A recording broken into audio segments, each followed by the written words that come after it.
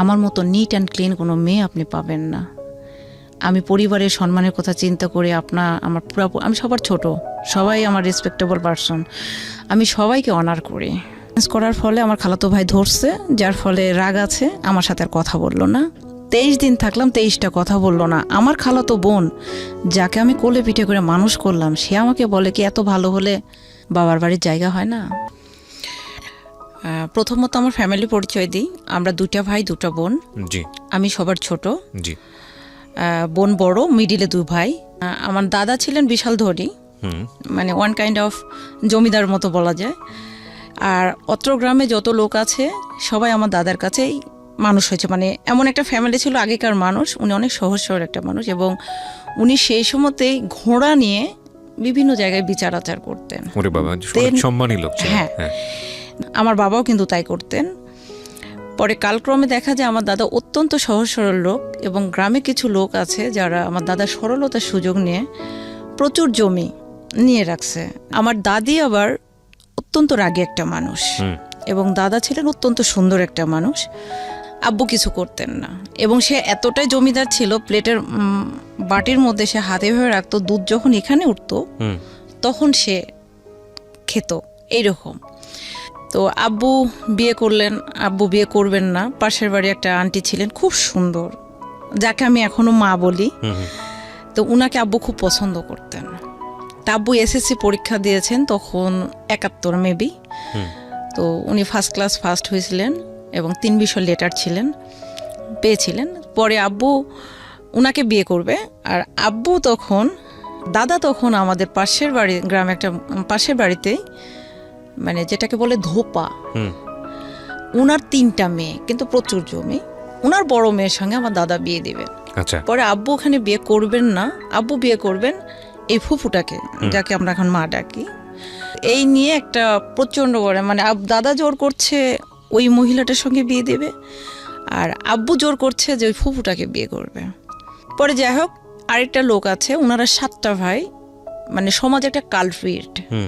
তো 7টা ভাইয়ের মধ্যে একজন ওই ফুফুটাকে বিয়ে করবে, এরকম একটা গ্যাঞ্জাম বেঁধে তখন দাদা জোর করে নিয়ে যায় আব্বুকে ওই আন্টির সাথেই বিয়ে দিল, মানে ধোপার মেয়েটার সঙ্গে, বড় মেয়ের সঙ্গে। তখন আব্বু বললো যে যখন আমার পছন্দ মতো মেয়ের সঙ্গে বিয়ে হলো না, আমি আমার পছন্দ মতো বিয়ে করব। তখন আমার নানুর বাসাটা ঠিক একটা বিল আছে, বিলের ওই পারে। আমার নানুর বাসা থেকে আমার মাকে পছন্দ করেছে আমার নানু। আমার মায়ের অনেক কাহিনী আছে। আমার নানারও বিশাল ধনী ছিলেন, মানে এতটাই ধনী ছিলেন যে ওনারা যখন মাছ কাটতেন কুড়ালদা চিপতে হতো। আম্মাকে তখন নানু বিয়ে দিয়েছিল ছোটোবেলাতে, 11-12। তো ওই সময় বলতে তো আরও মানে কিছুই তো বোঝে না, তাও একটা বিবাহিত লোকের সঙ্গে। আম্মা ওখানে বিয়ে থাকবে না, চলে আসছে পালায়। পরে আমার আব্বু পছন্দ করে। আমার আম্মা অসম্ভব সুন্দর একটা মহিলা ছিলেন, ওনাকে তখন বিয়ে করছে আব্বু যে জোর করে। তখন আব্বুর ঘরে হলো 2টা বউ। আমার দাদির একটাই কথা, তোমার 2টা বউ, তুমি সংসার করো একা, তুমি কোনো কাজ করো না, তোমার বউকে দেখবে। তো আমার দাদি আমার মাকে দেখতে পারতেন না, প্রচণ্ড পরিমাণে গালিগালাজ, মারপিট, খাওয়াতে, যেটা আপনাকে গ্রাম বাংলা সে আগেকার শাশুড়িদের দরজাল শাশুড়ি যাকে বলে, আল্লাহ মাফ করুন, উনি মারা গিয়েছেন, অসম্ভব আমার আম্মাকে কষ্ট দিতেন। তো আমার বড় আম্মার সঙ্গে কিন্তু আমার আম্মার কোনো ঝগড়া নেই, মানে সতীনে যে একটা কথা কাটাকাটি এটা নেই, মানে 2 বোনের মতো। আর কোনোভাবে যখন আব্বু কভার করতে পারলো না, তখন একদিন প্রচণ্ড মারপিট, ঝগড়াঝাটি হতে হতে আব্বুকে আলাদা করে দিল।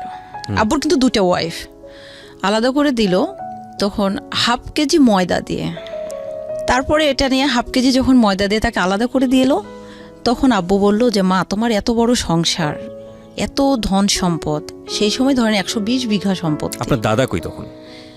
দাদার তো কোনো কর্তৃত্ব ছিল না, মানে দাদি যেটা করতো সেটাই। আচ্ছা। তো তোমরা যেটা করছো, আমি একটাই ছেলে, তা 1/2 কেজি ময়দা দিয়ে কেন আমাকে ভিন্ন করে দিলা? আমার আব্বু তখন একটা টিচারের চাকরি হলো, যেহেতু সে শিক্ষিত একটা মানুষ। তখন টিচারে যখন চাকরি হলো, তখন আমার বাবা বলে, আমার একটা ছেলে সরকারের গোলামি করবে, আগেকার মানুষের যে মেন্টালিটি। তখন আমার আব্বু হচ্ছে রিড রাইটার, মানে মোহরি রেজিস্ট্রি অফিসে, সেখানেও তো তখন টাকা পয়সা তেমন ছিল না। সর্বসাকুল আব্বু পরিবার চালাতে ব্যর্থ। তখন হাফ কেজি আটা যখন দিয়ে দিল, তখন আমার দাদা বলল, আব্বু বলল যে এত বড় সংসার থেকে আমাকে এতটুকু দিলা, আমার লাগবে না। এই বলে চলে আসলো আম্মাকে নিয়ে এবং আমার সৎ মা। আসার পরে আমার সৎ নানি বলে কি আমার মাকে ডিভোর্স দিতে দেয় না। তখন আমার আপা যায়, মানে যখন আমাদের বাসার সামনে দিয়ে ওই বাসাতে যায়, আমার ওই সৎ নানির বাসায়, তখন আমার আপা যায় দাদির পা চেপে, দাদি বলে যে পা চেপে ধরে, তখন নেয় না, কোলে নেয় না, যে ওই আপাটাকে নেয়। পরে যাই হোক এইভাবে কোনো রকমে আম্মা তো চললো এবং আমার আম্মাকে আমার আব্বু প্রচণ্ড মারপিট করতো। শুধু মারপিট না, এইরকম তীরের সঙ্গে টানিয়ে লোয়ার রড দিয়ে পিটাইতো। কেন পিটাইতো? আম্মা সাপোজ একটা মাটির পাতিল নিয়েছে, এক মুঠ ধান দিয়ে আমার সৎ নানীরা লাগিয়ে দিয়েছে। আব্বু অফিসে আসার সময় বলছে, হ্যাঁ আমার মেয়ে থাকলে তো সংসার ধ্বংস হবে, এই হবে, কিন্তু অম্মুকের বউ দেখছি এত মন ধান দেয় যে পাতিল টাতিল নিল। বুঝলো না আব্বু কিছুই, লাগাইলো, ডাইরেক্ট এসে মারলো।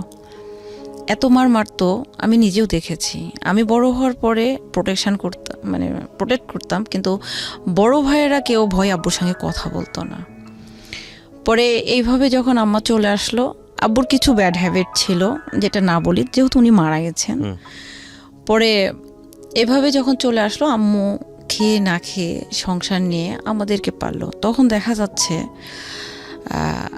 আচ্ছা, তারপরে ওইখানে আসলো। আসার পরে আম্মা এভাবে দেখা গেল যে আব্বু রেজিস্ট্রি অফিসে গেছে, কিছুই হয়নি। তখন আম্মু নানুর বাসায় গেল, যাই হয়তো চাল ডাল যান লাগে নিয়ে আসলো বা মামারা দিয়ে গেল। এভাবে পালতে পালতে দেখা যাচ্ছে আব্বু ওই টাকাগুলো দিয়ে অনেক সময় নেশা করতো বা মেয়েলি কিছু ব্যাপার ছিল।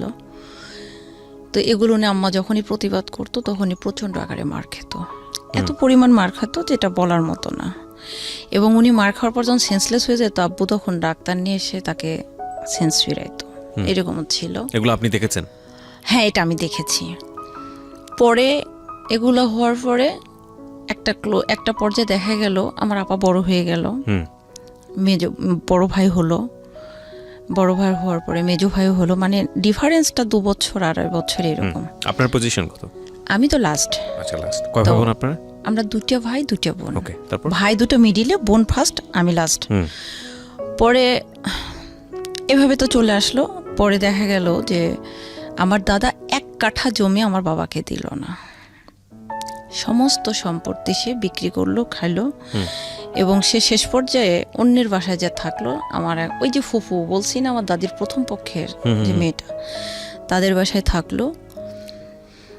তো আমি যখন ক্লাস 3-তে পড়ি মেবি, তখন আমার দাদা চলে গেলেন, দাদি থাকলো। দাদি ওই ফুফুর বাসাতেই।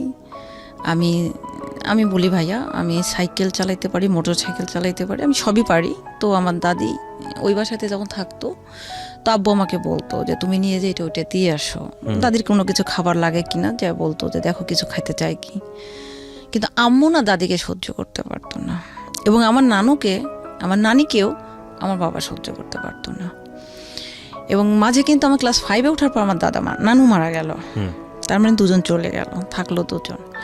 তো আমার একটা ছিল, আমার একটা নীতি আছে যে আমি যদি দেখি সবাইকেই দেখব। তো আমার দাদির কাছে যদি আমি খাওয়ার কিছু নিয়ে যাই, অবশ্যই আমার নানিও আছে, আমার মায়ের তো সে মা, তখন আমি নানির কাছে নিয়ে যেতাম। এটা নিয়ে আম্মা বলতো আমার মাকে কেন দেব না, আর আব্বু বলতো তোর মা আমাকে কি দিয়েছে। তখন বলে যে তোমার সন্তানগুলো কার টাকা দিয়ে তুমি মানুষ করেছো, আমার মা তো পালছে, আর তোমার মায়েরা তো শুধুই মেয়েদেরকে দিয়েছে। শুধুমাত্র 10 কাঠা জমি, যেটাকে বলে এউজ বদল করা, 10 কাঠা জমি আমার বাবা, 10 কাঠা না, 10 শতক 6 কাঠা জমি আমার আব্বুকে দিয়েছিল আমার দাদা। সেই জমির উপরে বাড়ি আছে, মানে মাটির বাড়ি আমাদের। তো প্রথমে তো কঞ্চির বেড়া দিয়ে কাদাতে লেপে আম্মা প্রথমে যে বাসাটাতে চলে আসে। এর মাঝে কিন্তু আমার সৎমায়ের ডিভোর্স হয়ে গেল 71-এর পরে বহুবার আমার আম্মা নিতে গেছে, আমি দেখছি। আমি ক্লাস 9-এ ওঠার পরে আমার আম্মা নিতে গেছে, ওরা আর আসে নাই। আমার সৎনানির বাবার অনেক সম্পদ ছিল, 3টে মেয়ে। আমার বড় আম্মা ছিল বড়, কিন্তু স্টিল নাও আমার বড় আম্মাদের সাথে আমাদের কোনো ঝগড়া নেই, আমার আম্মার সঙ্গে কখনো তার কোনো প্রবলেম হয়নি। যাই হোক এইভাবে চলতে থাকে। কিন্তু আব্বু দেখা যেত রেজিস্ট্রির অফিসে কাজ করতে করতে এখানে একটা নাম বলে দেই, যদিও নামটা ছদ্মনাম, সুজন। তার শ্বশুর মানে আমার বড় আব্বা, মানে আমার বাবার তো নিজের কেউ না, এটা হচ্ছে আব্বুর ফুফাতো ভাইয়ের ছেলে। ওনার নাম আব্দুল সালাম। সালাম বড় আব্বার জামাই সুজন। তো উনাকে তখন আব্বু, উনি তখন 2টা বিয়ে করেছে, তখন উনি বললো যে আব্বুকে, দাদাকে এসে বললো যে মামা আমার তো, আপনার তো অনেক আছে, আমার তো কিছু নেই, আমি তো খুব সমস্যায় পড়েছি, যদি ওর লাইসেন্সটা আমার নামে রিনিউ করে দেয় বা আমার নামে চেঞ্জ করে দেয় তাহলে আমি একটু পরিবারটা নিয়ে বাঁচতাম। আব্বু দিয়ে দিয়েছে। দেওয়ার পরে আব্বু আর কিছু করে না। পরে আব্বু কি করতেন, এই যে জমির ব্যাপারগুলো উনি মানে একজন এসিল্যান্ড একটা জমির ব্যাপারে যতটুকু না জানে, আমার বাবা এরকমই খুব ট্যালেন্ট একটা মানুষ, যার ফলে উনি এদিক ওদিকে তখন বিচার আচার করে বেড়াতেন, তেমন কিছু করতেন না। তখন আমাদের জমি বলতে যখন ভেস্টেড প্রপার্টি মানে ভিপি সম্পত্তি, আপনি বুঝতে পেরেছেন ভাইয়া? ভেস্টেড প্রপার্টি মানে যেটা আপনার দখল আছে। ভেস্টেড প্রপার্টি বলতে যারা বাংলাদেশ থেকে যেগুলো হিন্দুরা পর্যাপ্ত পরিমাণে খাজনা না দেওয়ার কারণে জমিগুলা সরকার অ্যাকোয়ার করে নেয়, এবং তারা যখন দেশের যখন জমির খাজনাটা দেয় না তখন জমিটা নিলামে দেয়, এবং এই জমিটা যারা ধরে নেয় তাদের হয়ে যায়, মানে চেক কেটে কেটে খেতে হয়। আর তারা তো ইন্ডিয়াতে চলে গেছে। এই কিছু জমি বলতে প্রায় 2.5 বিঘার মতো জমি। এগুলো আপনার বাবা নিয়ে নেয়? হ্যাঁ, আমার বাবা না, আরো 20-25 আর মানে এলাকার অনেক লোকে নিয়ে নেয়। এইটুকুই আমাদের জমি। আর ওই যে বললাম 10 শতক জমি বাড়ি, জাস্ট এটার উপরে তখন ভাইয়া ইট ভাটাতে কাজ করতে লাগলো। এসএসসি পরীক্ষা দিবে বড় ভাই, এসএসসি পরীক্ষা দিবে, সে বই বেঁধে নিয়ে মাটি কাটতে যাইতো। আমার ভাইয়া এসএসসি দিল 97। আপনার বয়স কত তখন? আপনি তখন কি করেন? আমি তো ছোট। ছোট বলতে কি পড়াশোনা করছেন ওই সময়? হ্যাঁ, আমি তো পড়াশোনা করছি, আমার পরে বলছি। পরে ভাইয়া চলে গেলেন এইভাবে। তখন আম্মা কি করতো, গম বনাইছে জমিতে।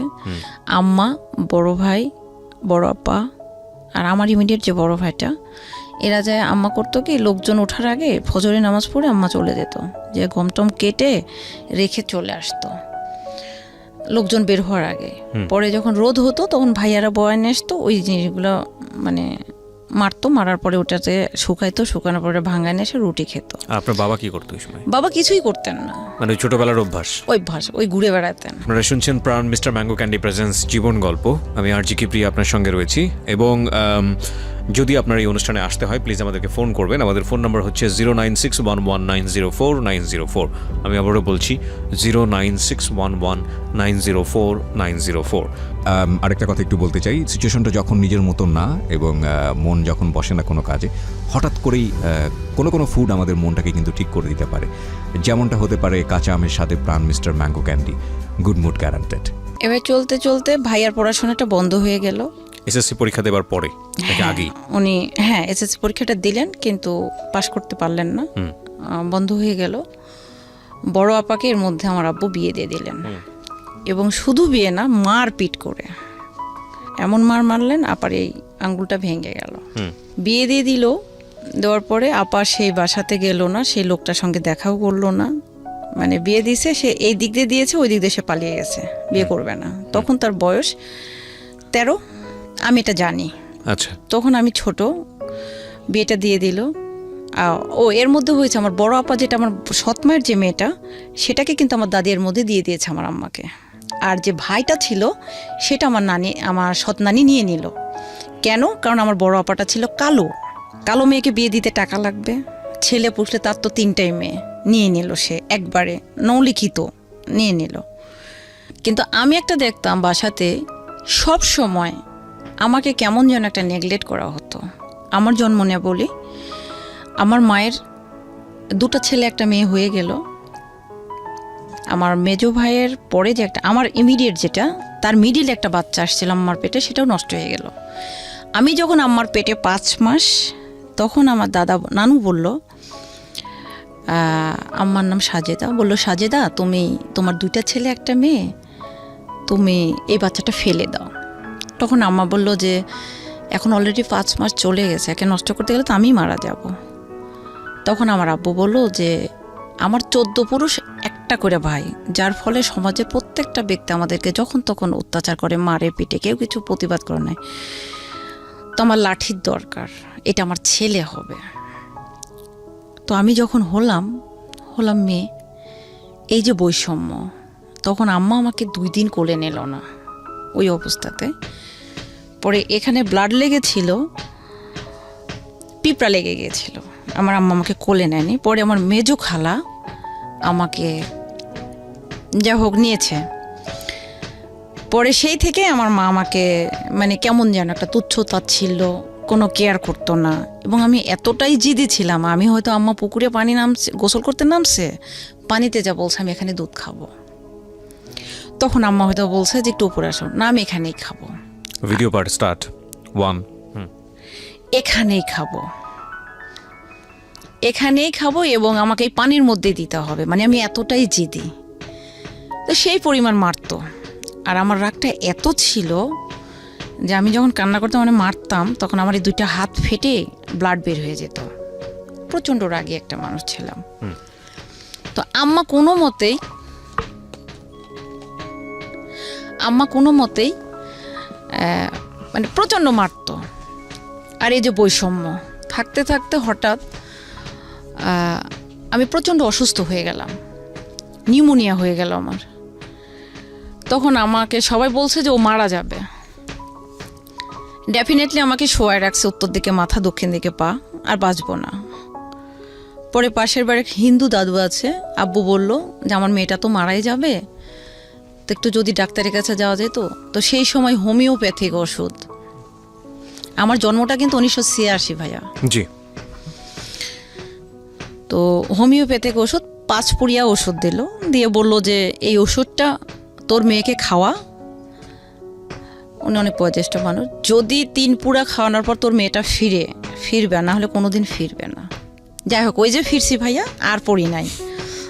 যাই হোক, এখন আমি খুব দুরন্ত ভাইয়া, আমি কাউকে কখনো মানে টলারেট করবো এইরকম পার্সন না, ডাজন্ট ম্যাটার। সাইকেল নিয়ে যাচ্ছি, কেউ একটা টন কাটছে, ঠাইসে একটা থাপ্পড়। রাস্তাতে যাচ্ছি, এই তুই কেমন আছিস, আমি কেমন আছি তুই জিজ্ঞেস করার কি, মারলাম। এলাকার এমন কোনো গাছ নেই, সে আম গাছ, তাল গাছ, বাঁশ, যেটা বলেন, আমাকে চেনে না এমন কোনো গাছ নেই। এমন কোনো ফলের গাছ নেই যে ফলের গাছালা বলতে পারবে না যে তার গাছের ফল আমি চুরি করে খাইনি। ওকে। মানে খুব দুরন্ত একটা মেয়ে। বাবা আমাকে ভালোবাসতেন, যথেষ্ট ভালোবাসতেন। মারতে লাগলে ভাইয়া প্রচণ্ড মারতেন। এই যে চৈত্র মাস আজকে কিন্তু আমাদের বাসায় ধান কাটছে, এই ধান জমিতে কাটতো, আমি ওইখান থেকে বয়ে নিয়ে আসতাম। 1 মণ 1.5 মণ ধান আমি মাথায় করে নিয়ে মাইলের বড় মাইল যাইতাম। আমি প্রচণ্ড শক্তি পাই। তখন সবাই বলতো, এই তুই এত কাজ করিস কেন, তোকে বিয়ে দিতে কয় টাকা লাগবে রে যে তোর বাবার সংসারে এত কাজ করতে হয়। আমি বলি না, আমি তো পড়াশোনা করব, আমি যদি পড়াশোনা করি তাহলে তো ওরা আমাকে পড়াবে না যদি আমি কাজ না করি। তো আমাকে যখন আমি ক্লাস 4-এ যখন পড়ি, তখন আমার বিয়ে লাগে। ক্লাস 4-এ? 4-এ। তো আমি বললাম যে ক্লাস 4-এ বিয়ে, আমি তো বিয়ে করব না। তো আমি বিয়ে ভেঙে দিতাম। কিভাবে? ছেলে আসছে আমাকে প্রশ্ন করতে, ও একটা করলে আমি 4টা প্রশ্ন করতাম। আর পরে বলতাম, আপনার কি আমাকে পছন্দ হয়েছে? তখন বলতো যে আচ্ছা পরে কথা বলি। আচ্ছা ঠিক আছে, ভাঙতাম। পরে যে কোনো বিয়ের কথা বললে আব্বু বুঝতে পারতাম ভাঙতাম। তো বললো যে ওর বিয়ে লাগলে ওকে যে প্রশ্ন করো, তোমরা যদি কেউ বিয়ের কথা বলো। কিন্তু গ্রামের কিছু লোক ভাইয়া আমার পিছনে লাগলো। এরা ভালোবাসার জন্য না ভাইয়া, এরা আমার হাতটা ধরে বুকে টানার জন্য না, এরা আমাকে নষ্ট করার জন্য। তারপরে আমার পেছনে লোক লাগলো। লাগার পরে দেখা যাচ্ছে ভাইয়া, আমি স্কুলে যাচ্ছি, আমি 2 কিলো, 1.25 কিলোর মতো রাস্তা আমার বাসা থেকে। তো আমাকে এতটা রেস্ট্রিকশনে রাখতো। আব্বু সকালবেলা সাইকেলে করে নিয়ে যায় কিংবা মোটর সাইকেলে করে নিয়ে যায়, আমাকে স্কুলে দিত, আবার আসার সময় নিয়ে চলে আসতো।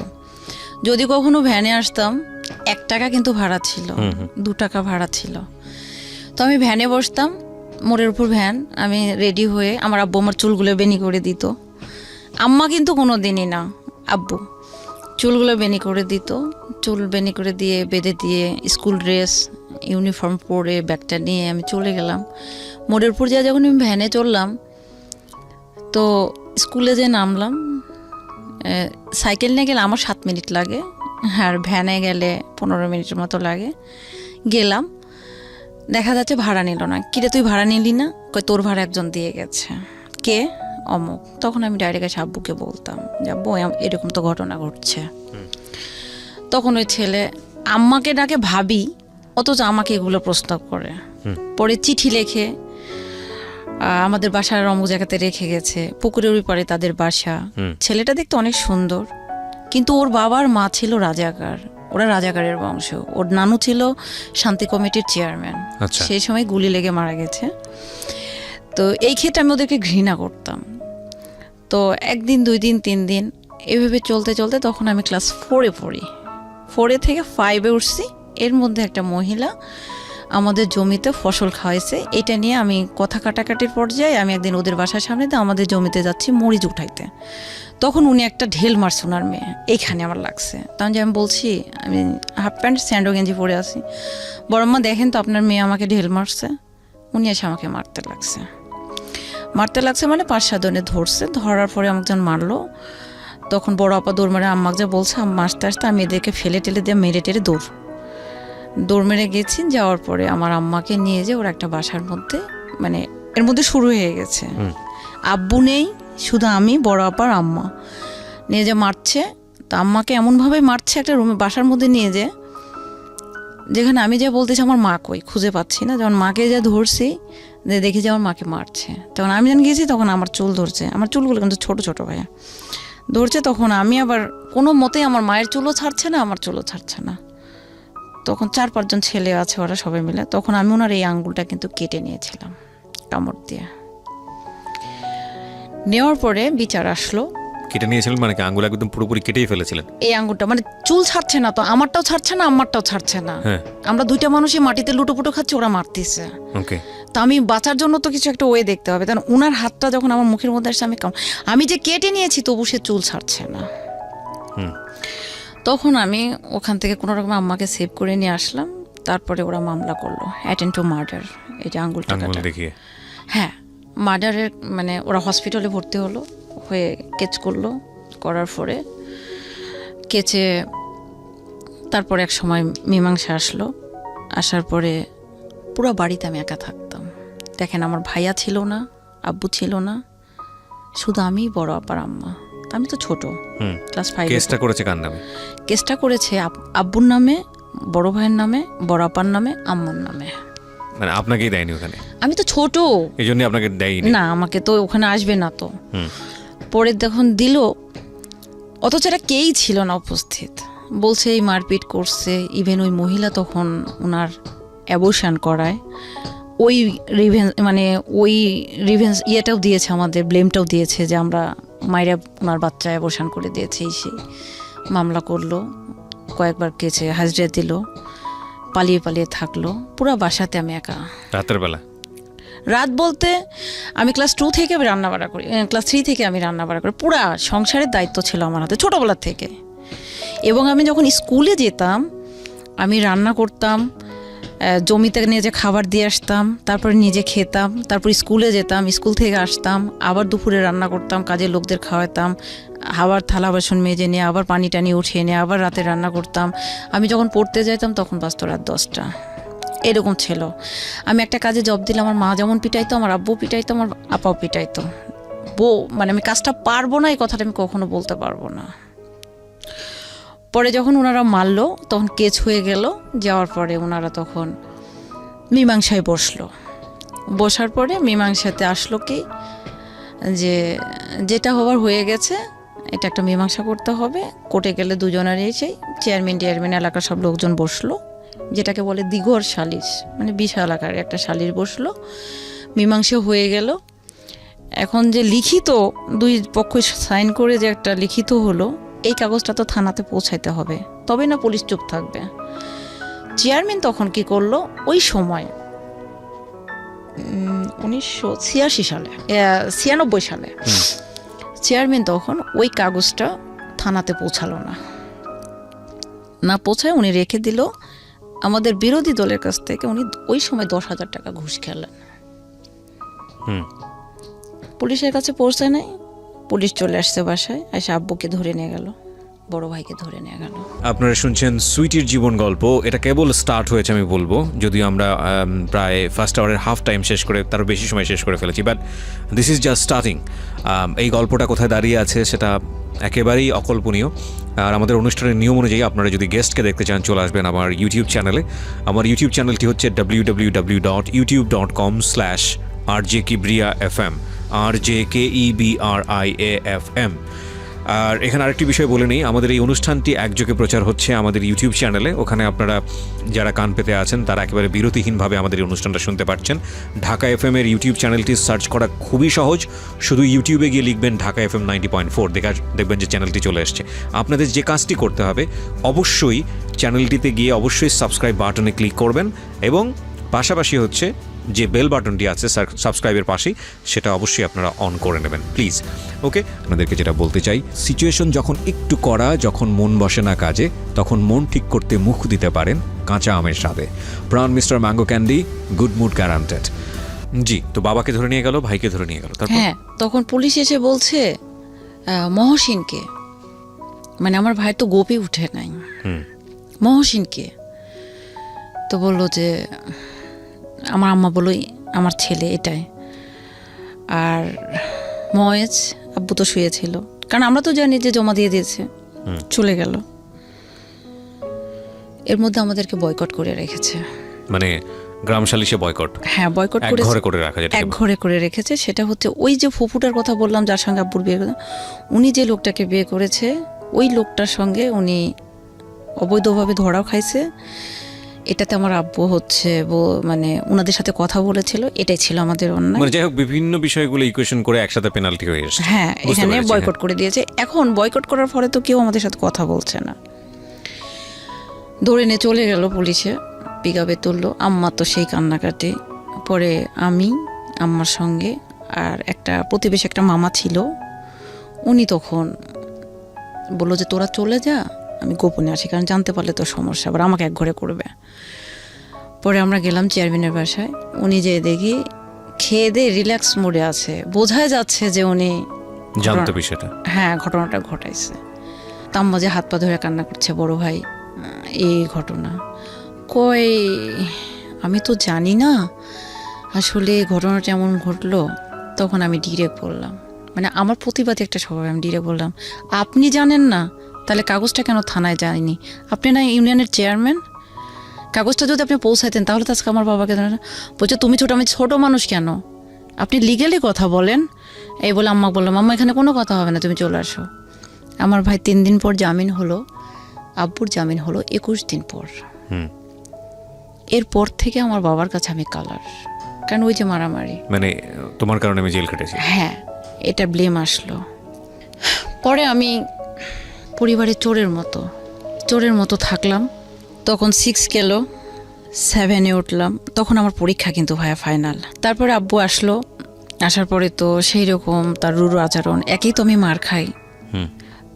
এমনও দিন গেছে ভাইয়া যে তরকারিতে 5টা-7টা তরকারি রান্না করতে হয় আমাকে, রান্না করি, যে তরকারিতে লবণ কম হয় সেই তরকারিটা আমাকেই খেতে হবে, লবণ বেশি হলে সেটা আমাকেই খেতে হবে, ঝাল বেশি হলে সেটা আমাকেই খেতে হবে। কেন হয়েছে বেশি এমনটা? তো যদি মাছ খেতে যাই, মাছের মাথা ডাইরেক্ট এইভাবে বলতো। ও আরেকটা কথা বলে দিই ভাইয়া, আপনি এটা মিউট করবেন কিনা আমি জানি না, আমি আগে বলে রাখলাম। আমি জন্মের পর থেকে একটা শব্দই বাসায় শুনে এসেছি, আপনি পারলে মিউট করে নেন, বেশ্যা। আমি যে কোনো কথা বলেই তুই তো বেশ্যা। আমি তখন প্রশ্ন করতাম, বেশ্যা শব্দের অর্থ কী? টাকার বিনিময়ে কারো বিছানায় গেলে তাকে বেশ্যা বলে। তো আমি ভালো রান্না করে নিই, আমি কাজে জব দিয়েছি, আমি এটা করতে পারবো না, তাহলে আমি বেশ্যা হয়ে গেলাম?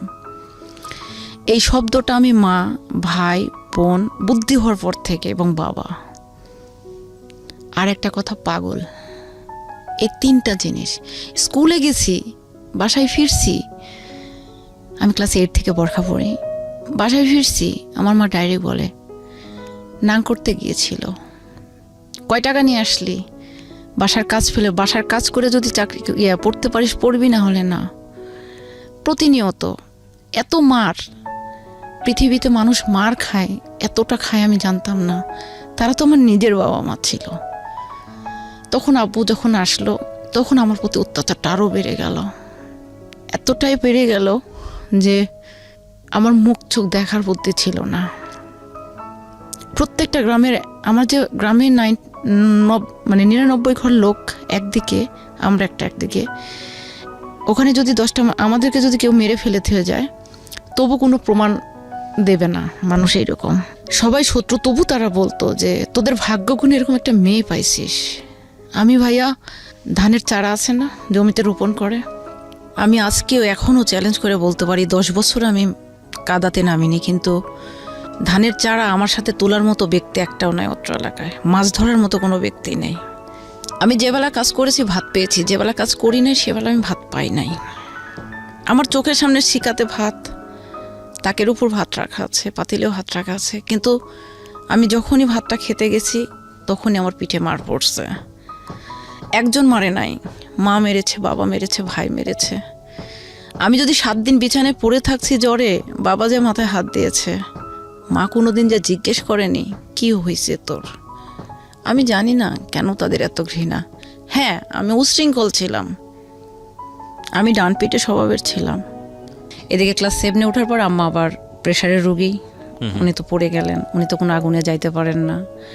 আমি কখনো বলতে পারবো না আমার মা 1 প্লেট ভাত নিয়ে এসে আমাকে রান্না করে মুখের সামনে দিয়ে বলছে তুই খা, কারণ বড় আপা ছিল, ওই যে সৎ বোন, উনি রান্না করতেন, তারপরে আমার আপা। তো এমন ছিল যে আমি স্কুলে গিয়েছি, এসে দেখা গেছে যে আমি আবার ভাইয়া 22 বছর, আমার 22 বছর পর্যন্ত আমি কোনো দিন মাছ মাংস খাই নাই।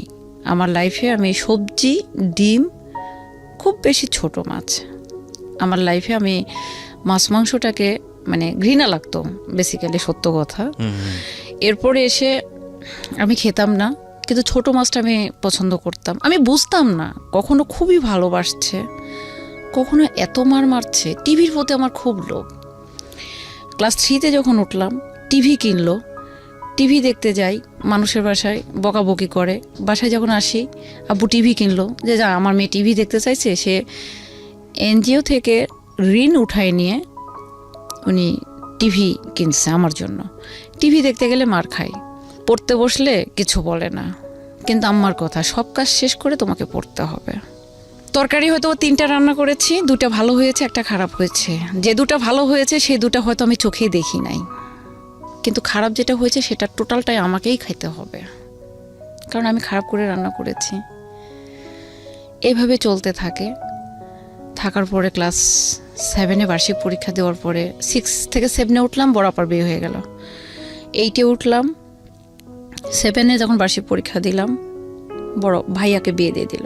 ভাইয়াকে মেয়ে বিয়ে দেওয়া আর একটা কাহিনী। আমি গেলাম, বড় ভাই যাবে মেয়ে দেখতে, তো সবাই বলতেছে মেয়ে যখন দেখতে যাবে তো ছেলে মানুষ যেহেতু মেয়ের বাসার ভিতর তো ঢুকা একটা সমস্যা না, গ্রামের ব্যাপার। তো বলছে তাহলে আমি যাই। তো আমি যেয়ে দেখি আমার উপর ক্লাসেই পড়ে আমার ভাবি। ওকে, তো আমি বলছি কী ব্যাপার, করছে তুমি? তা ভাবির বাবার বাসার সাথে আবার আমার বড় ভাইয়ের একটা ফ্রেন্ডের বাসা। তো ভাইয়া, আমি আর বড় ভাই গেলাম, দেখলাম ভাইয়া বলতেছে কালো মোটা মেয়ে এসে, আমার ভাইয়া কিন্তু ফর্সা চিকন। এখন দেখার পরে আব্বু পছন্দ, আমি বললাম আব্বু মেয়েটা দেখতে ময়লা হলেও, আমি যেহেতু ওনাকে স্কুলে দেখছি উনি যথেষ্ট ভদ্র একটা, আমি যে ভদ্র আর ফ্যামিলিও ভালো, তো ওইদিকে তো মনে করেন ডাউরি সিস্টেমটা বোঝেন আপনি। তো আমি বললাম যে টাকা পাবেন, মেয়ে ভালো, কিন্তু গায়ের রংটাই হয়তো কালো। তা আব্বু গেল দেখতে মামাদেরকে নিয়ে, দেখে টেকে পছন্দ হলো, রাতারাতি বিয়ে শেষ।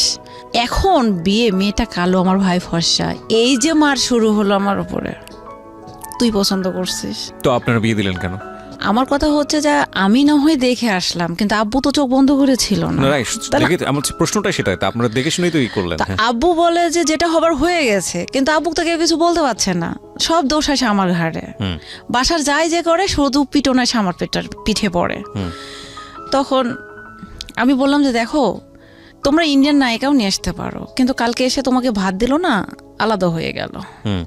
কিন্তু কালো মেয়ে তোমার সংসারটা যদি ধরে রাখে তাহলে কি হবে? স্টিল নাও সে এক জায়গাতে আছে, জয়েন্ট ফ্যামিলিতেই আছে এবং এখন পর্যন্ত তার সম্বন্ধে একটা বাজে মন্তব্য কেউ করতে পারবে না, এত ভালো সে মেয়ে একটা। যাই হোক, এটাও গেল। এখন পুরা ভাবি সংসারের দায়িত্ব নিল। তারপরে ভাইয়া আমি এসএসসি পরীক্ষা দিব, এর মধ্যে আম্মা অসুস্থ। আমার ক্লাস 9-এ ওঠার পরে আমার অ্যাপেন্ডিসাইটিসে একটা ব্যথা ধরা পড়লো। নাটোর দেখালাম, ওনারা বললো যে ওর অ্যাপেন্ডিসাইটিস হয়েছে। তাব্বু বললো যে সামনে তো পরীক্ষা, এখন তার অপারেশন করা যাবে না। আম্মার আবার পাইলস, আম্মার পাইলস। তখন আম্মাকে নিয়ে যে অপারেশন করা হলো, আম্মাকে নিয়ে তো আছি। রাত 10টা 11টা 12টায় ভাত উঠে রান্না করতে হয়, তাই যখন যেটা চায় সব কিছু করতে হয় আমাকে। কিন্তু এই যে সব করার পরও বেশ্যা। সাপোজ আমি রান্না করতে করতে উঠে গেছি, না করতে গিয়েছিলি, বেশ্যাবৃত্তি দিতে গিয়েছিলি, তুই তো বাজারে যাস, কলেজে যাস না তো, স্কুলে যাস না তো, বেশ্যাবৃত্তি দিতে যাস। এই জিনিসগুলো ভাইয়া আমার মাথাতে এতভাবে মানে রিয়াক্ট করতো, মাঝে মাঝে মনে হতো আমি সুইসাইড করব। তখন থেকে আমি ঘুমের বড়ি খেতাম, প্রচণ্ড আকারে খেতাম। খেতে খেতে এভাবে চলতো, সকালে উঠতে পারতাম না। তারপর আমার বাসায় একটা এভাবে চলতে চলতে একদিন মায়ের অপারেশন হলো। এরপর আমার এসএসসি পরীক্ষা আসলো। তখন তো বললাম আমার অপারেশন হয়েছে, বাসায় ধান কাটার লোক লাগছে। ইভেন আমার মাকে দেখবো, ধান কাটা লোককে খাইতে দেব, বাসা দেখবো, ভাবি তো একা না। আমি ও তো ভাই আবার আলাদা হয়ে গেল। আলাদা হওয়ার পিছনে কারণ কি, আমার একটা বিয়ে লাগলো। ছেলেরা যৌতুক নেবে একটা মোটর সাইকেল, আর আমাকে 3 ভরি স্বর্ণের গহনা দেবে। ছেলেটা একটা এনজিওতে চাকরি করত। ছেলেটা দেখতে সুন্দর ছিল, সবই ভালো, ছেলেটা আমাকে পছন্দ করত। কিন্তু আমি বলি ভাইয়া, আমার লাইফে হিউজ পরিমাণ ছেলে আমাকে অফার করছে, শুধু ভালোবাসা পাইছে। কিন্তু সব সময় আমি একটা জিনিসই বুঝতাম, প্রেম করব, ভালোবাসা করব, আজকে বলবো, কালকে যদি ছেলে অস্বীকার করে মান সম্মান যাবে, বাবা ছোট হয়ে যাবে, নিজের পড়াশোনা নষ্ট হবে। কিন্তু না, আমার এলাকায় আমি দেখছি কোনো মেয়ে এই এসএসসি পার হতে পারে না। সবাই ক্লাস 8 পার হতে গেলেই বিয়ে হয়ে যায়, সংসারে অশান্তি, 2 দিন পর ডিভোর্স, বাচ্চা কাচ্চা নিয়ে কেউ ম্যাও, মারামারি, স্বামী পিটায়, চলে আসে। না, আমি এই সিস্টেমে থাকবো না। আমার ছোটোবেলার থেকে একটাই ডেস্টিনেশন, আমি পড়াশোনা করব, নিজের পায়ে দাঁড়াবো, আমি আমার পরিবারের পাশে দাঁড়াবো। যেহেতু আমি গরিব ফ্যামিলির মেয়ে, আমি নিজে একটা কিছু করতে চাই এবং আমি আমার আইডেন্টিটি তৈরি করতে চাই। এইরকম একটা কমিটমেন্ট আমি যখন ক্লাস 3-4-এ পড়ি তখন থেকে এরকম একটা কমিটমেন্ট ছিল। তা আমার কথা হচ্ছে যে আমার মা আমাকে যত অত্যাচার করুক, বাবা আমাকে যত অত্যাচার করুক, পরিবার আমাকে যতই খাইতে না দিক, যত কাজ করায় নেয়, আমি সকালবেলা যদি ঘুম থেকে না উঠতাম, আমার মা আমার চুলের মুঠি ধরে পরপর করে টেনে তুলতো। উঠতাম, ধরেন খড় কেটে মেলে দিতে হবে, ধান কেটে নিয়ে শুকাইছে, তো উঠতে পারতাম না, টেনে তুলতো, নিয়ে যে পুকুরের মধ্যে আমি কাটতে হবে। কাটতে কাটতে দেখা যাচ্ছে ওর মধ্যে আমি ঘুমায় পড়ে গেছি, আবার মার খাতাম। এইভাবে চলতে, আবার তো রান্না বাড়া আছে, 3 বেলা রান্না করতে হতো। চলতে চলতে আমি এসএসসি পরীক্ষা আসলো। এর মধ্যে তো বললাম যে আমার অপারেশন হয়ে গেল। এদিকে আম্মাকে দেখবো না পরীক্ষা, না ধানের কাজ করব। ধানের কাজটা শেষ করে এসে পড়তে বসি রাত 10টা, সকাল 10টায় তো আমার পরীক্ষা। তখন সকাল 10টায় যে আমি পরীক্ষা দিতে যাব, বড় আবার হচ্ছে ভাসুরের মেয়ে, ও আবার এসএসসি দিয়েছিল, ওকে নিয়ে সাব্বু রাখছিল যেন আমাকে গাইডটা দিতে পারে, যেহেতু আমি ফার্স্ট টাইম পরীক্ষা দিচ্ছি। তো ওই খালা, আমি আর আব্বু যেতাম, আব্বু আর ওই খালাটা বাইরে থাকতাম, পরীক্ষার হলে ঢুকতাম। তো এখানে একটা হাসির কাহিনী আছে ভাইয়া, আমি কখনো নকল করতে পারি না। তো টি রচনা এসেছিল, তো আমার ওই ভাগ্নিটা আমাকে টি রচনাটা বলছে, আন্টি এটা আসতে পারে, আপনি নিয়ে যান। নিয়ে গেছি ভাইয়া। আমি নকলটা যে করবো কিভাবে করে এটা তো জানি না। আমি সুন্দরভাবে টেবিলের উপর লিখে, মানে কোশ্চিনের মতো করে লিখে রেখে আমি লিখছি, এর মধ্যে ম্যাজিস্ট্রেট ঢুকছে। আর আমার ছোটবেলা থেকে অভ্যাস, বাইরে অনেক খেয়াল করছে, আমি হাই হিল পরি। আমি না ভাই তখন শাড়ি ইঙ্গিত দিচ্ছি, আমি শার্ট করে না ওটা তুলে নিয়ে এখানে ঢুকাই দিয়েছি। তখন উনি এসে বলছে, ওঠো। দাঁড়ালাম, নকল করছো, বের করো। না, আমি নকল করিনি, টোটাল অস্বীকার। আর আমার তো হাত পা কাঁপতেছে থর করে, কারণ আমি তো কখনো নকল করি নাই। পরে উনি তো আমার খাতা নিয়ে নিল। পরে আব্বুর আবার সার্কেলটা খুব ভালো, কলেজে সবগুলো প্রফেসর, প্রিন্সিপাল, আব্বুর ফ্রেন্ড সার্কেল। তখন হঠাৎ করে এর মধ্যে পিছনে একজনকে এক্সপেল করছে, আমি আরও কান্না পাইছে আমার। তখন আমি বলছি যে আমি নকল করিনি। তখন বলছে মিথ্যা কথা বলো না, নকল বের করো। আমি না নকল করবো, এই মহিলা গার্ড আছে নিয়ে আসেন। এর মধ্যে স্যার আবার, আমার একটা স্যার আছে ইসলামিক স্টাডিজের, উনি আবার আসলেন, আগের থেকে আমাকে চিনতেন। উনি এসে বলছে কি হয়েছে মামুনি? স্যার আমি নকল করিনি, দেখেন তো। উনি এসে বলছে আমি নকল করছি। তখন বলছে দেখেন আপনার ছাত্রী মিথ্যা কথা বলছে, মানে আমার হাই স্কুলের সিট পড়েছে কলেজে। তো তখন আমি বলছি, তখন স্যার বলছে যে মা তোমাকে এক্সপেল করবে না, তুমি আমার বন্ধুর মেয়ে, আমি তোমাকে কথা দিলাম, তুমি সত্য কথাটা বলো। তখন আমি আস্তে করে স্যার আমি এই কাজটা করছি। বলছে বের করো, বের করে দিলাম। তো বলছে ওনাকে 15 মিনিট পর খাতা দেবেন, উনি মিথ্যা কথা বললো কেন? পরে যাই হোক উনি আমাকে 5 মিনিট পরে স্যার আমার খাতা দিয়ে দিল। যাই হোক আমি তো আর সমস্যা নেই। আর তখন থেকে আমি তো অবাক পড়ছি, আমি জীবনে কোনোদিন নকল করবো না। তখন এটা গেল, যাওয়ার পরে পরীক্ষা দিলাম। পরে আমার বড় ভাই, আমার আব্বু বলল কি ও যদি পাশ করে তার চেয়ার টেবিল পাশ করবে। আমার খুব কষ্ট হলো, কারণ আমার দুর্বলতা অঙ্ক। আমি জীবনে কোনোদিন ইংলিশও প্রাইভেট পড়িনি, কখনো না।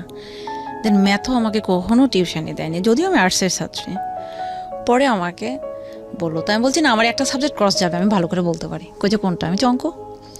আসলে অঙ্কে ফেল করেছিলাম, পরে দিয়ে পাশ করলাম। দেওয়ার আগে কি হলো, টাকা নেই। আমার আব্বু এনজিওতে তখন একটা ঋণ প্রস্তাব করলো, সেখানে গ্রামের প্রত্যেকটা লোক বয়কট, মানে একদিকে হয়ে আমার বাবাকে টাকাটা দিল না, যে আমার বাবা চিট করবে, টাকা মেরে খাবে, দিল না। তখন আম্মা তার কানের এই দুলটা, আব্বু আম্মাকে প্রচণ্ড মারছে, বড় ভাইয়ের একটা টাকা নিয়ে মারছে। তখন দুলটা ভেঙে গিয়েছিল। তো আম্মা বলছে দুলটা যেহেতু ভেঙে গেছে, এটাই বিক্রি করে ওকে পরীক্ষাটা দেওয়া। কাকে? আমাকে। এসএসসি যে প্রথমবার ক্রস গেল, সেকেন্ড টাইম পরীক্ষাটা দেওয়ালো, আমি পাশ করলাম। আপনারা শুনছেন প্রাণ মিস্টার ম্যাঙ্গো ক্যান্ডি প্রেজেন্স জীবন গল্প। আজকের এই গল্পের অতিথি হচ্ছে সুইটি। তিনি মূলত রাজশাহীর, কিন্তু বর্তমানে ঢাকাতে থাকছেন। তার এই জীবন যুদ্ধের গল্প কোথায় গিয়ে দাঁড়িয়েছে সেটাই হচ্ছে দেখার বিষয়। আপনারা যদি তাকে দেখতে চান চলে আসবেন আমার ইউটিউব চ্যানেলে। আমার ইউটিউব চ্যানেলটি হচ্ছে www.youtube.com/rjkibriafm, RJKEBRIAFM। চ্যানেলটি আছে কিবরিয়া আরজে নামে। প্লিজ সাবস্ক্রাইব করবেন এবং ডান পাশের বেল বাটনটি অন করে নেবেন। ওকে, আরেকটা কথা একটু বলতে চাই, সিচুয়েশনটা যখন নিজের মতন না এবং মন যখন বসে না কোনো কাজে, হঠাৎ করেই কোনো ফুড আমাদের মনটাকে কিন্তু ঠিক করে দিতে পারে। যেমনটা হতে পারে কাঁচা আমের স্বাদে Pran mister mango candy, good mood guaranteed. Okay, যেখানটায় আমরা ছিলাম বলুন সুইটি। পরে আমি পাশ করলাম, কলেজে ভর্তি হয়ে গেলাম। আর আব্বু বলে তুমি এসএসসি পাস করছো, তোমাকে যদি আমি বিয়ে দিতে যাই ইন্টারমিডিয়েট পাস ছেলে লাগবে, তুমি যদি ইন্টারমিডিয়েট পাস করো ডিগ্রি পাস ছেলে লাগবে, তুমি ডিগ্রি পাস করলে মাস্টার্স পাস ছেলে লাগবে, তোমাকে তো এত টাকা দিয়ে আমি বিয়ে দিতে পারবো না। পরে আমার একটা বিয়ে লাগলো, ছেলেটা একটা মোটর সাইকেল ছিল, সব কিছু ঠিক হলো। কিন্তু ছেলেটার কথা হচ্ছে, মানে আমার বাবার একটা মানুষে, মানে পারিপার্শ্বিকে যে লোকগুলো ছিল, আমি আপনাকে আগেই বলছি যে আমার গ্রামের 99% লোক একদিকে, আর আমরা শুধু যে বলছি একা, শুধু আমরা একা। তো সবাই বললো যে ওর বাপ চিট, টাকা পয়সা দেবে না, আগে মোটর সাইকেলটা নাও তারপরে বিয়ে পড়ো। ছেলে বলে মোটর সাইকেলের চাবিটা আমার হাতে দিলে বিয়ে পড়বো, আপনার মতো ছেলেকে আমার প্রয়োজন নেই, আমি বিয়ে করব না, আপনি উঠেন চলে যান। যাই হোক চলে গেল। তখন বড় ভাই আলাদা হয়ে গেল, যে আমাকে বিয়ে দিলে টাকা খরচ হবে, সে টাকা গ্যাপ পূরণ করতে তাকে পরিশ্রম করতে হবে। সো সে আলাদা হয়ে গেল। 2 বছর ছিল আলাদা। ভাবি কখনো আলাদা হয় নাই, উনি সব করতো আমাদের ফ্যামিলির। আমার ভাবিটা আমার মায়ের চাইতেও বেশি করেছে আমার জন্য। তখন পাস টাস হয়ে গেল, কলেজে ভর্তি হলাম। বাবা খুব প্রাউড ফিল করছে, এতদিন ধরে সে কখনো আমার পড়ার ব্যাপারে কোনো ইন্টারফেয়ার করে নাই, কিন্তু এখন সে খুব প্রাউড ফিল করছে যে আমি কলেজে ভর্তি হলাম। হওয়ার পর সে গভর্নিং বডিতে ইলেকশনে দাঁড়ালো, যেটা হচ্ছে অভিভাবক প্রতিনিধি। তো আগে যারা আছে তারা চ্যালেঞ্জ করে বলল যে তোর বাবাকে কখনোই হতে দেব না। তখন আমি ওখানে ওপেন ডিক্লার দিলাম, আমি সুইটি যদি বেঁচে থাকি আমার বাবাকে আমি ফার্স্ট মেম্বার বানিয়ে ছাড়বো। চ্যালেঞ্জ থাকলো, তোর বাবারা 10 বছর 20 বছর ধরে এখানে মেম্বারই করছে, আমার বাবা ফার্স্ট আসছে, কিন্তু আমি তাকে ফার্স্ট মেম্বার বানাবো, বাজি থাকলো তোদের সাথে। আমি 750 স্টুডেন্টের বাসায় সাইকেল নিয়ে ভ্যানে হেঁটে আমি গেলাম, তাদেরকে কনভিন্স করলাম, ভোটে আমার বাবা ফার্স্ট মেম্বার হলো। বাবা খুব খুশি। খুশি হওয়ার পরে জীবনে ফার্স্ট আমার বাবা আমাকে একটা 3 পিস কিনে দিল। এই প্রথম জামা কাপড় দেয়নি তা বলবো না, কিন্তু আমি স্যালোয়ার পাইছি এসএসসি পাস করার পরে, স্কুল ড্রেস ছাড়া। এর মধ্যে 2003 সালে আমি এসএসসি পাস করলাম, 4-এ আমার অ্যাপেন্ডিসাইটিসের অপারেশন হলো। এর মধ্যে লোকজন তো আমার পিছনে লেগেই আছে সব সময় বাবাকে একটা কথা, এই মেয়েকে বিয়ে দিয়ে দেন, আপনার মেয়েকে কেন পড়াচ্ছেন, গরিবের ঘরে এত পড়াশোনা। আমার একটাই জিদ, না আমি পড়বো। ইন্টারমিডিয়েটে আসার পরে ভাইয়া গ্রামার কিনতে হবে এবং সিন এবং আনসিন কম্প্রিহেনশনের জন্য যে গাইডগুলো ছিল এগুলো কিনতে হবে। আব্বুকে বারবার বলি, কলেজ থেকে চাপ দেয়। আমার লাকটা একদিক দিয়ে ভালো যে কলেজে আমি গভর্নিং বোর্ডের সদস্যের মেয়ে হিসাবে এবং ফার্স্ট মেম্বারের মেয়ে হিসেবে আমার কোনো খরচ লাগেনি। আমি ফুল ফি স্টুডেন্টশিপে পড়েছি। বই কিনবো আব্বুকে বলি তখন হলো না। তো আমাদের পারিবারিক এক ডাক্তার এক ভাই আছে ফুফাতো, ওনার কাছে আমি কান্না করতে লাগলাম, ভাইয়া জানেন আব্বু আমাকে আজও বই কিনে দিল না, সাড়ে খালি বকাবকি করতেছে। তো উনি আমার ক্লাস 6-7 থেকে ট্রিটমেন্ট করায়। তো বলছে যে আমার একটা ছেলে মানুষ হলো না, তুমি কিছু মনে করো না, তোমার বইগুলো আমি কিনে দিই। আমি বলছি এটা নিয়ে তো বাসায় কথা বলবে। পরে উনি আমাকে বইটা কিনে দিলেন। এই তোর হয় ওর কাছে রাত কাটাস তাই তোকে বই কিনে দিয়েছে। আমি বলছি দেখো আমার বই লাগবে, উনি তো আমার বড় ভাই, তোমাদের আত্মীয়, তো উনি আমাকে বই কিনে দিয়েছে আমাকে পড়ার জন্য, ওনার তো খারাপ উদ্দেশ্য নাই। তারপরে উনি আমাকে বই কিনে দিল, আমি পরীক্ষা দিলাম, ইন্টারমিডিয়েট পাসও করলাম। করার পরে আমার খুব স্বপ্ন ভাইয়া যে আমি বাহিরে থাকবো, পড়াশোনা করব।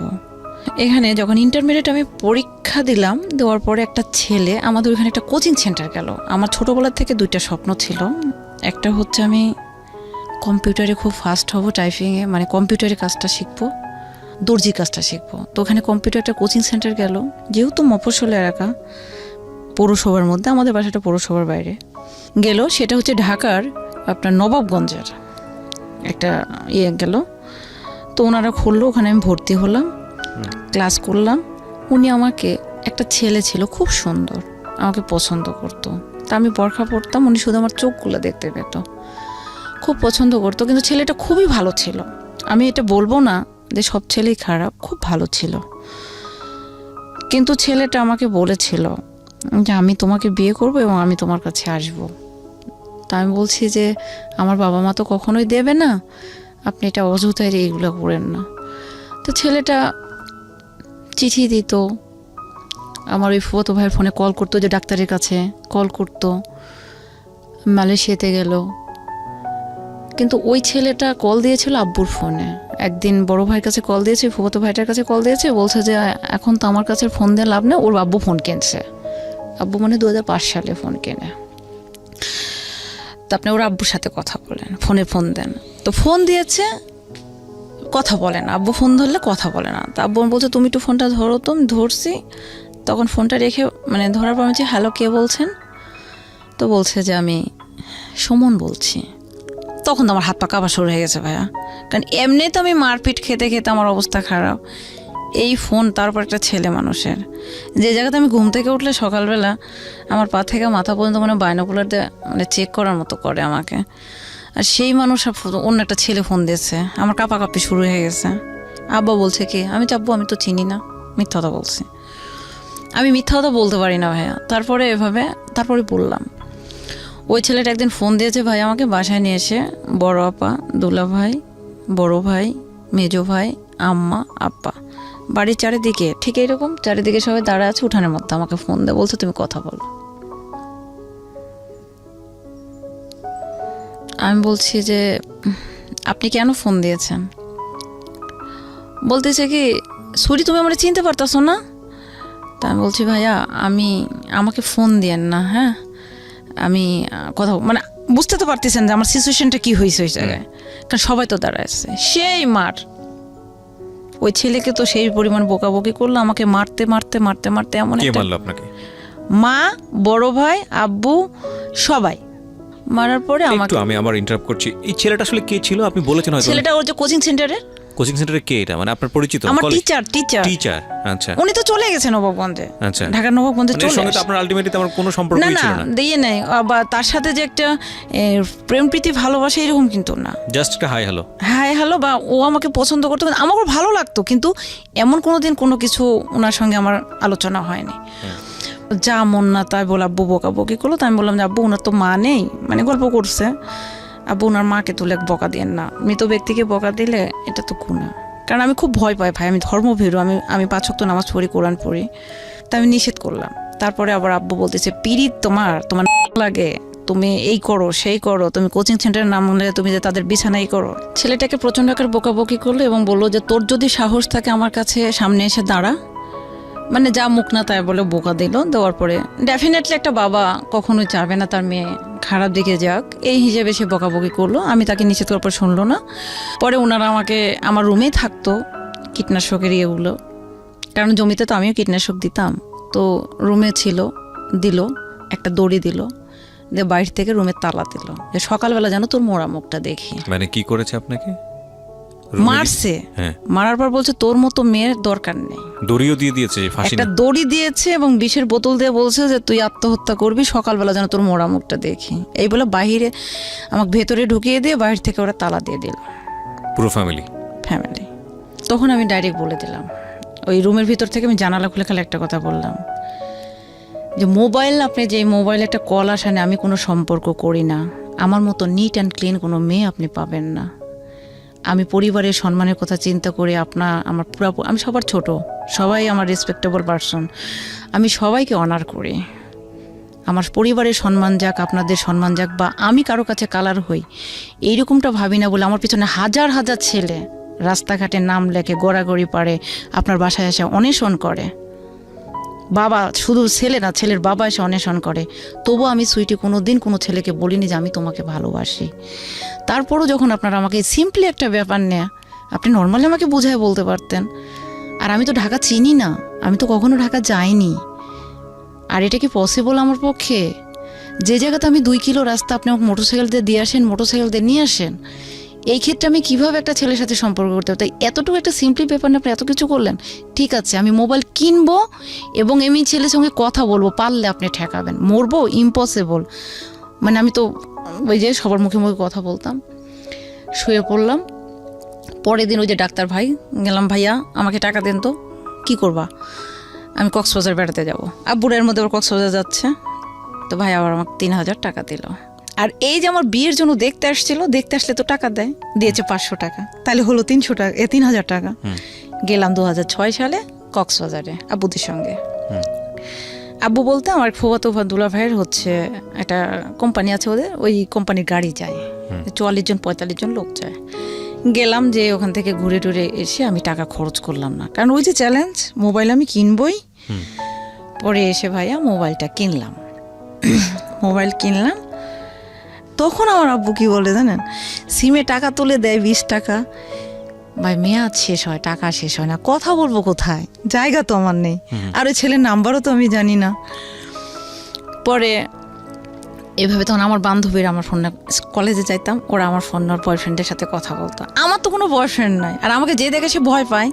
আমি কলেজের মধ্যে ঢুকছি, আসসালামু আলাইকুম আপু, সাইড দিচ্ছে, আসসালামু আলাইকুম আপু, সাইড দিচ্ছে। মানে আমি এতটাই ছিলাম যে প্রেমের কথা আমার কাছে কেউ বলা মতো থাপ্পড়, এরকম ছিলাম, খুব ডেসপারেট। তখন এরকম যে ওরা কথা বলতো, আমি কিছু বলতাম, ওই যে এই শোন তোদের বয়ফ্রেন্ডদেরকে বলে দিস রাত্রে যেন ফোন দেয় না, কারণ আমি ফোনে কিন্তু রিংটোন মানে ভাইব্রেশন কিংবা সাইলেন্ট আমি করতে পারি না। রিং বাজলে আব্বুর রুম থেকে শুনতে পারলে কিন্তু আমার পিটনি মাপ যাবে না।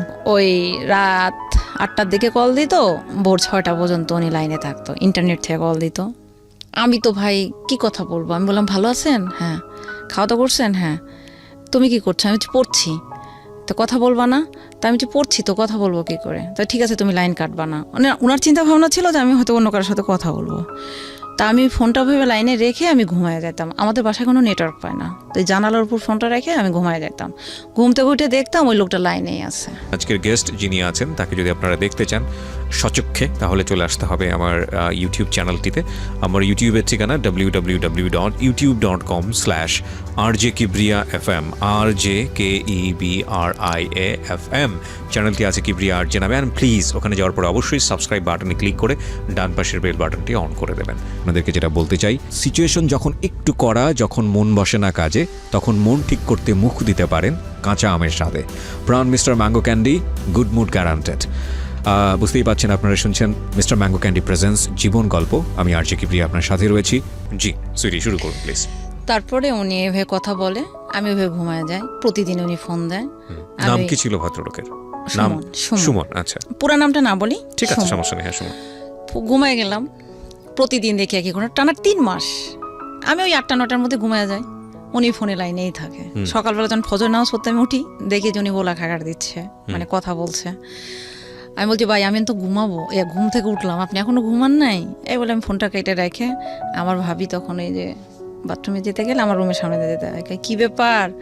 আমি ভাবি, আমি তো কথা বলি নাই। আমার ভাবি আমাকে কখনোই আজ পর্যন্ত একটা থাবরও সে মারে নাই আমারে, এবং বলেও না যে একটা লাকড়ি ভাঙে 2টা করো।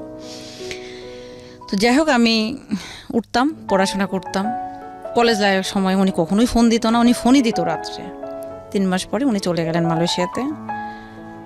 উনি বললেন যে আমি মালয়েশিয়া থেকে ফিরে তোমার কাছে আসবো। অনেক কসম, আমি এগুলো বিশ্বাস করি না। যাই হোক, আমি কোনো ছেলে মানুষকে কখনো বিশ্বাস করি না, নিজের বাবাকেও আমি বিশ্বাস করতে পারি নাই। আমি এতটাই মানে কষ্ট পাইছি সব জায়গায়। পরে ছেলেটা চলে গেল, কোনো যোগাযোগ নেই। এটা নিয়ে আমার কোনো হেডেকও নেই, কারণ Because ওটা তো আপনার ওই ফিলটাই ছিল না। না, আমার তো প্রেম বলে কিছুই নাই। আমার লাইফে প্রেম কিছু জিনিস আমি এটা বুঝিও নাই। চলে গেল উনি, দীর্ঘ গ্যাপ। পরে ভাই আমি ইন্টারমিডিয়েটেও পাশ করলাম। করার পরে আমার স্বপ্ন, ভাই আমি অনার্সে পড়বো। রাজশাহী কলেজে আমি অ্যাডমিশন দিলাম।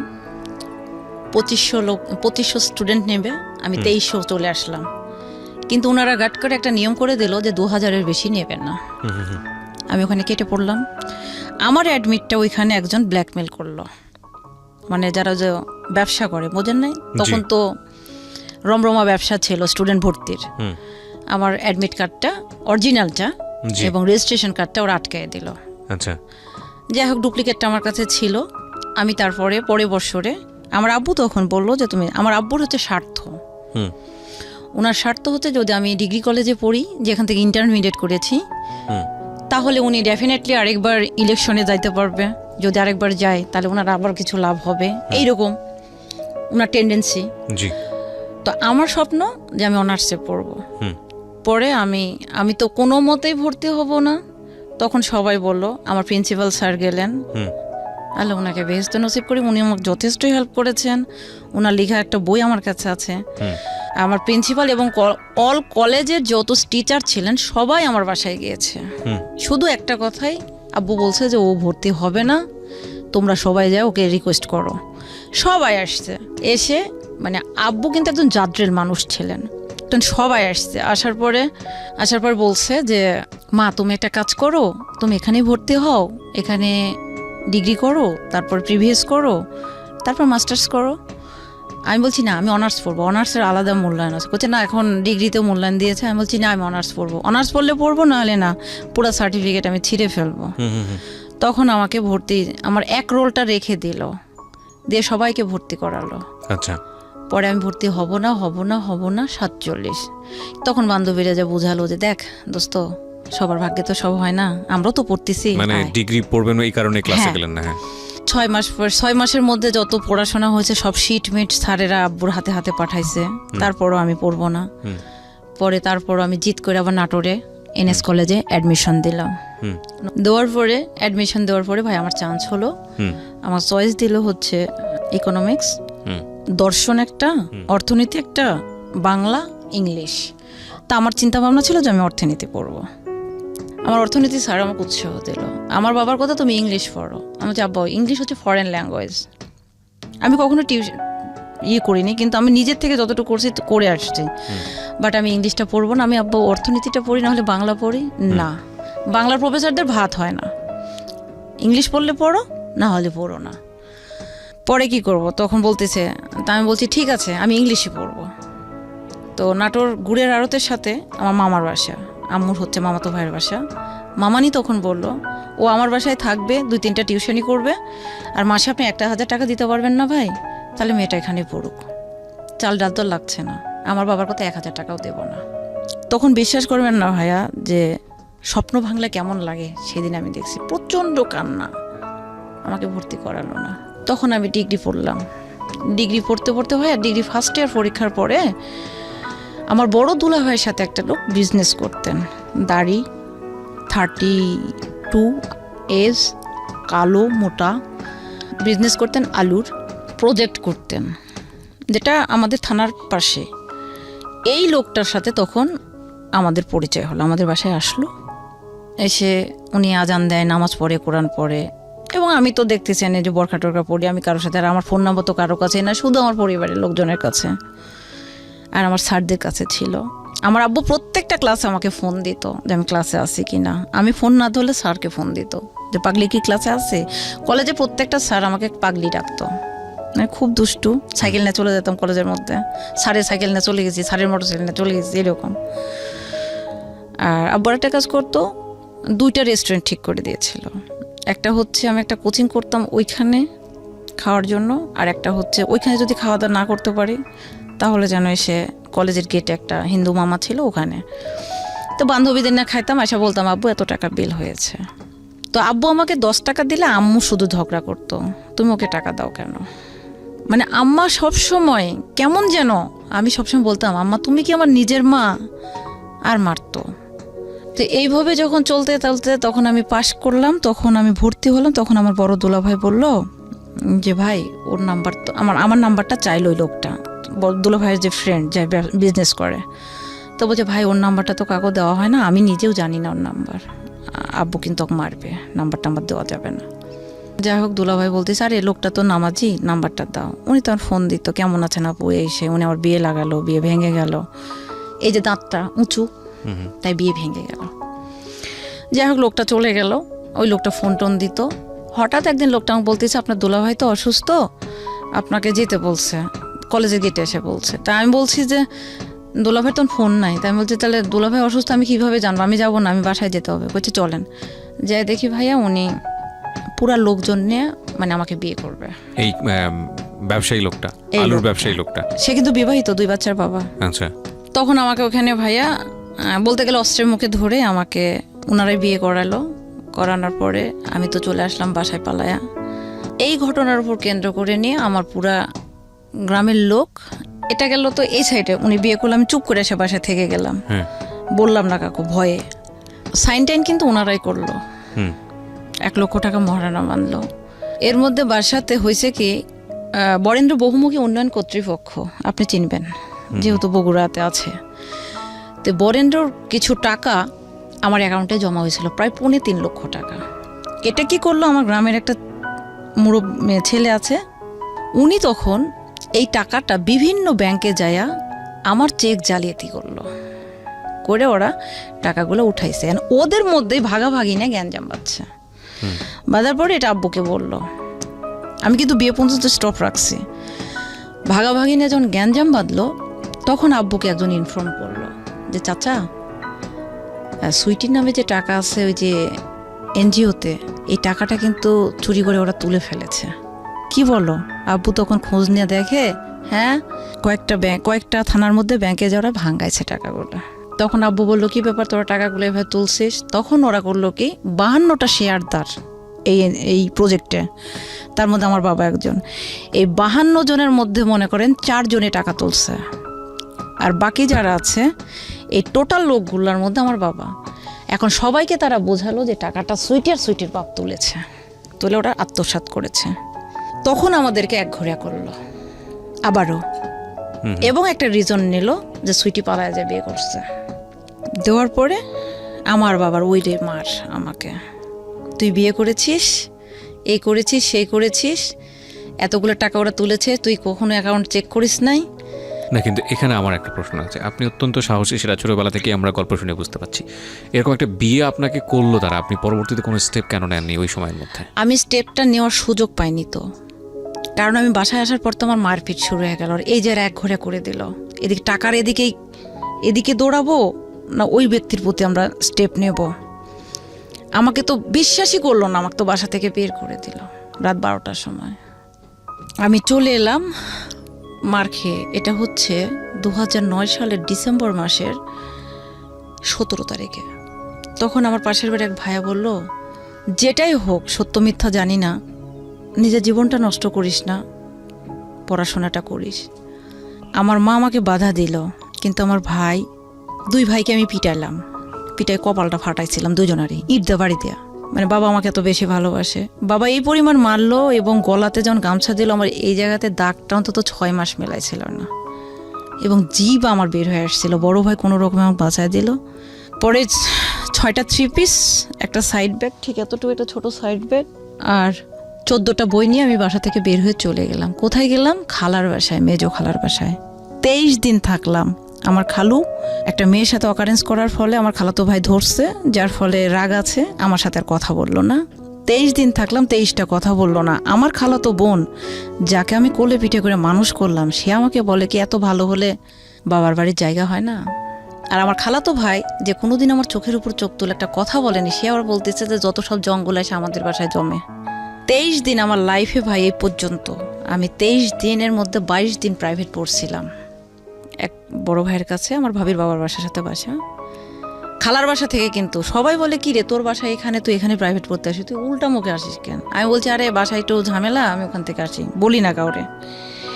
এদিকে কলেজ, স্কুল, বন্ধু বান্ধব সবাই আমাকে সিসি। আমি বাসায় ঢুকলে আমার বাবা থুথু ফেলে, আমার মেজো ভাই থুথু ফেলে। তো ওই লোকটার কি হলো, যাকে বিয়ে করলেন? লোকটাকে নারী ও শিশু নির্যাতনের কেস দেওয়া হলো ওই সময়। হ্যাঁ, লোকটা 2 বছরের কারাদণ্ড হলো। পরে যাই হোক আপিল করে বের হয়ে আসছে। তারপরে আমি 23 দিন ওখানে পড়ার পরে চলে আসলাম ওই ভাইয়াকে টাকা টুকি দিয়ে। আমাকে তো তখন উনি বললো, মানে সবাই আমাকে দেখে সিসি পুরো এলাকায়, কারণ আমার বাবাকে এক নামে সবাই চেনে, সাথে আমাকেও চেনে, যে মেয়েটা সাইকেল চালায়, মেয়েটা তো ভালো, মেয়েটা পড়াশোনা ভালো। সবাই, আমার 5 ফিট 4 ইঞ্চি হাইট, ওজন 48-50, যে দেখে সেই মনে করেন সেই রকম প্রস্তাব করে বা কথাবার্তা, এবং বাজে বাজে কমান্ড আসে। তো যাই হোক, এগুলো আমি ডাজেন্ট ম্যাটার, কখনো মাথার মধ্যে নিতাম না। আমি তখন 23 দিন থাকার পরে, এর মধ্যে ভাইয়া আব্বু ফোন দিল না, ভাইয়া ফোন দিল না, মা ফোন দিল না। আমার খালা আমাকে জড়া জড়া কান্না করে বলে, মা তোর বাবা তো আমাকে এখানে বিষ খাওয়ার জন্য বিয়ে দিয়েছে, তোকেও তো আমি রাখতে পারতেছি না, তুই চলে যা গার্মেন্টসে। আপনারা শুনছেন প্রাণ মিস্টার ম্যাঙ্গো ক্যান্ডি প্রেজেন্স জীবন গল্প। আজকের এই গেস্ট যিনি, তাকে দেখার জন্য আপনারা আসতে পারেন আমার পার্সোনাল ইউটিউব চ্যানেলে। আমার ইউটিউব চ্যানেলটি হচ্ছে www.youtube.com/RJKEBRIAFM। চ্যানেলটি আছে কিবরিয়া আরজে নামে। সাবস্ক্রাইব অবশ্যই করবেন এবং পাশের যে বেল বাটনটি আছে সেটা অন করে দেবেন। আরেকটা কথা একটু বলতে চাই, সিচুয়েশনটা যখন নিজের মতো না, এবং মন যখন বসে না কোনো কাজে, হঠাৎ করেই কোনো ফুড আমাদের মনটাকে কিন্তু ঠিক করে দিতে পারে। যেমনটা হতে পারে কাঁচা আমের স্বাদে Pran mister mango candy, good mood guaranteed. Sweety বলেন তারপর। পরে আমি 500 টাকা এক জায়গা থেকে ধার নিলাম, নিয়ে আমি 250 টাকা দিয়ে টিকিট করলাম, করে আমি ঢাকায় আসলাম। আমার এক বান্ধবী ছিল যে গার্মেন্টসে চাকরি করতো, ওরে আমি ফোন দিয়ে বললাম যে আমি কি এইরকমই জীবনযাপন করব না আত্মহত্যা করব। তখন ও আমাকে বলল, আমি বেঁচে আছি, তুই চলে আয়। আমি গাজীপুরে চলে আসলাম, ফোনে ইনস্ট্রাকশন দিল। আমি প্রথমে সে নামলাম আপনার চৌরাস্তা, চন্দ্রাতে, তারপরে চৌরাস্তা, তারপরে হুতাপাড়া, তারপরে সেই নুহাসপল্লির কাছে। আমি ওখানে যা 5 দিন থাকলাম। একটা বেডটাতে খুব সুন্দরভাবে 2 জন শোয়া যাবে, সেটা 5 জন, 4টা গার্মেন্টসের মেয়ে, একটা লেফ, একজন শুলে, মানে যদি টান দেয় তাহলে ওর গায়ে কিছু থাকে না, আর ওই মাথা থেকে যদি এই মাথা ঘোরে তাহলে ওর গায়ে কিছু থাকে না। তার মানে আপনি সত্যি সত্যি গার্মেন্টসে আসলেন? আমি গার্মেন্টসে এলাম। এসে 5 দিন ওদের সাথে থাকার পরে, আমার বান্ধবীর হাজব্যান্ড ছিল হিন্দু, কারণ ও বললো যে দুষ্টামি করে আসছে। ও এর মধ্যে কিন্তু আমাকে কেউ কল দেয়নি। যখন আমি চৌরাস্তা থেকে ময়মনসিংহ রোডের হুতাপাড়া যাওয়ার আগে ওই জায়গাতে যাওয়ার পরে আমার মা বড় ভাই আমাকে ফোন দিয়ে বলে তুই কই? আমি তো ঢাকা। যে ঢাকা চলে গেছিস মানে? আমি যে না, আমার তো কোনো প্রয়োজন আপনার নাই। রাত 12টার সময় তখন বের করে দিয়েছিলেন মেরে, তখন আপনারা কই ছিলেন? আমার খোঁজটা আর করেন না। তখন ফোন দিয়েছে আমার বান্ধবীকে, তো বলছো ও আমার কাছে আছে। তো ওর কাছে থাকার কথা মানে আমার বাবা মা পানির হাতে মানে নিশ্চিন্তে থাকে। তো চলে গেলাম, তো ওর হাজব্যান্ড বলতেছে ধর ও আসছে 2 দিন রাগ করে বাসা থেকে, চাকরি টাকরি করবে না, থাকবে চলে যাবে। তো একটা ছেলে মানুষের সাথে তার আমি একটা কম্বল লেপের মধ্যে ঘুমাইতে পারি না আমার বান্ধবীর সঙ্গে, তো ওইখানে রাখে। সারা রাত ওরা ফোনে কথা বলে, আর 10 সিটের ঘর, প্রচণ্ড কষ্ট, ঠান্ডাতে আমার ঘুম হয় না। পরে মাঝে একটা লোকের সাথে আমার পরিচয় ছিল ফোনে, যাকে আমি আজও দেখিনি। ওনার বাসা ছিল সিলেটে। উনি তখন শুনলো যে আমি ঢাকায়। উনি আমাকে ওনার একটা ভাগনাকে দিয়ে পাঠিয়ে দিয়ে একটা লেপ, একটা সোয়েটার মানে কার্ডিগান, একটা স্যান্ডেল, একটা বালিশ উনি কিনে পাঠালেন। পরে আমার বান্ধবী বললো কে এটা দিয়েছে? আমি যে আমার পরিচিত বড় ভাই। তখন ওরা নেগেটিভ নিলাম, যে নেগেটিভ নিস না, ও লোকটাকে আমি আজও দেখি নাই, তার ভাগনাকে দিয়ে পাঠাইছে, আমি এতটুকু বলতে পারি। 5 দিন থাকার পরে আমি কান্না করতে লাগলাম।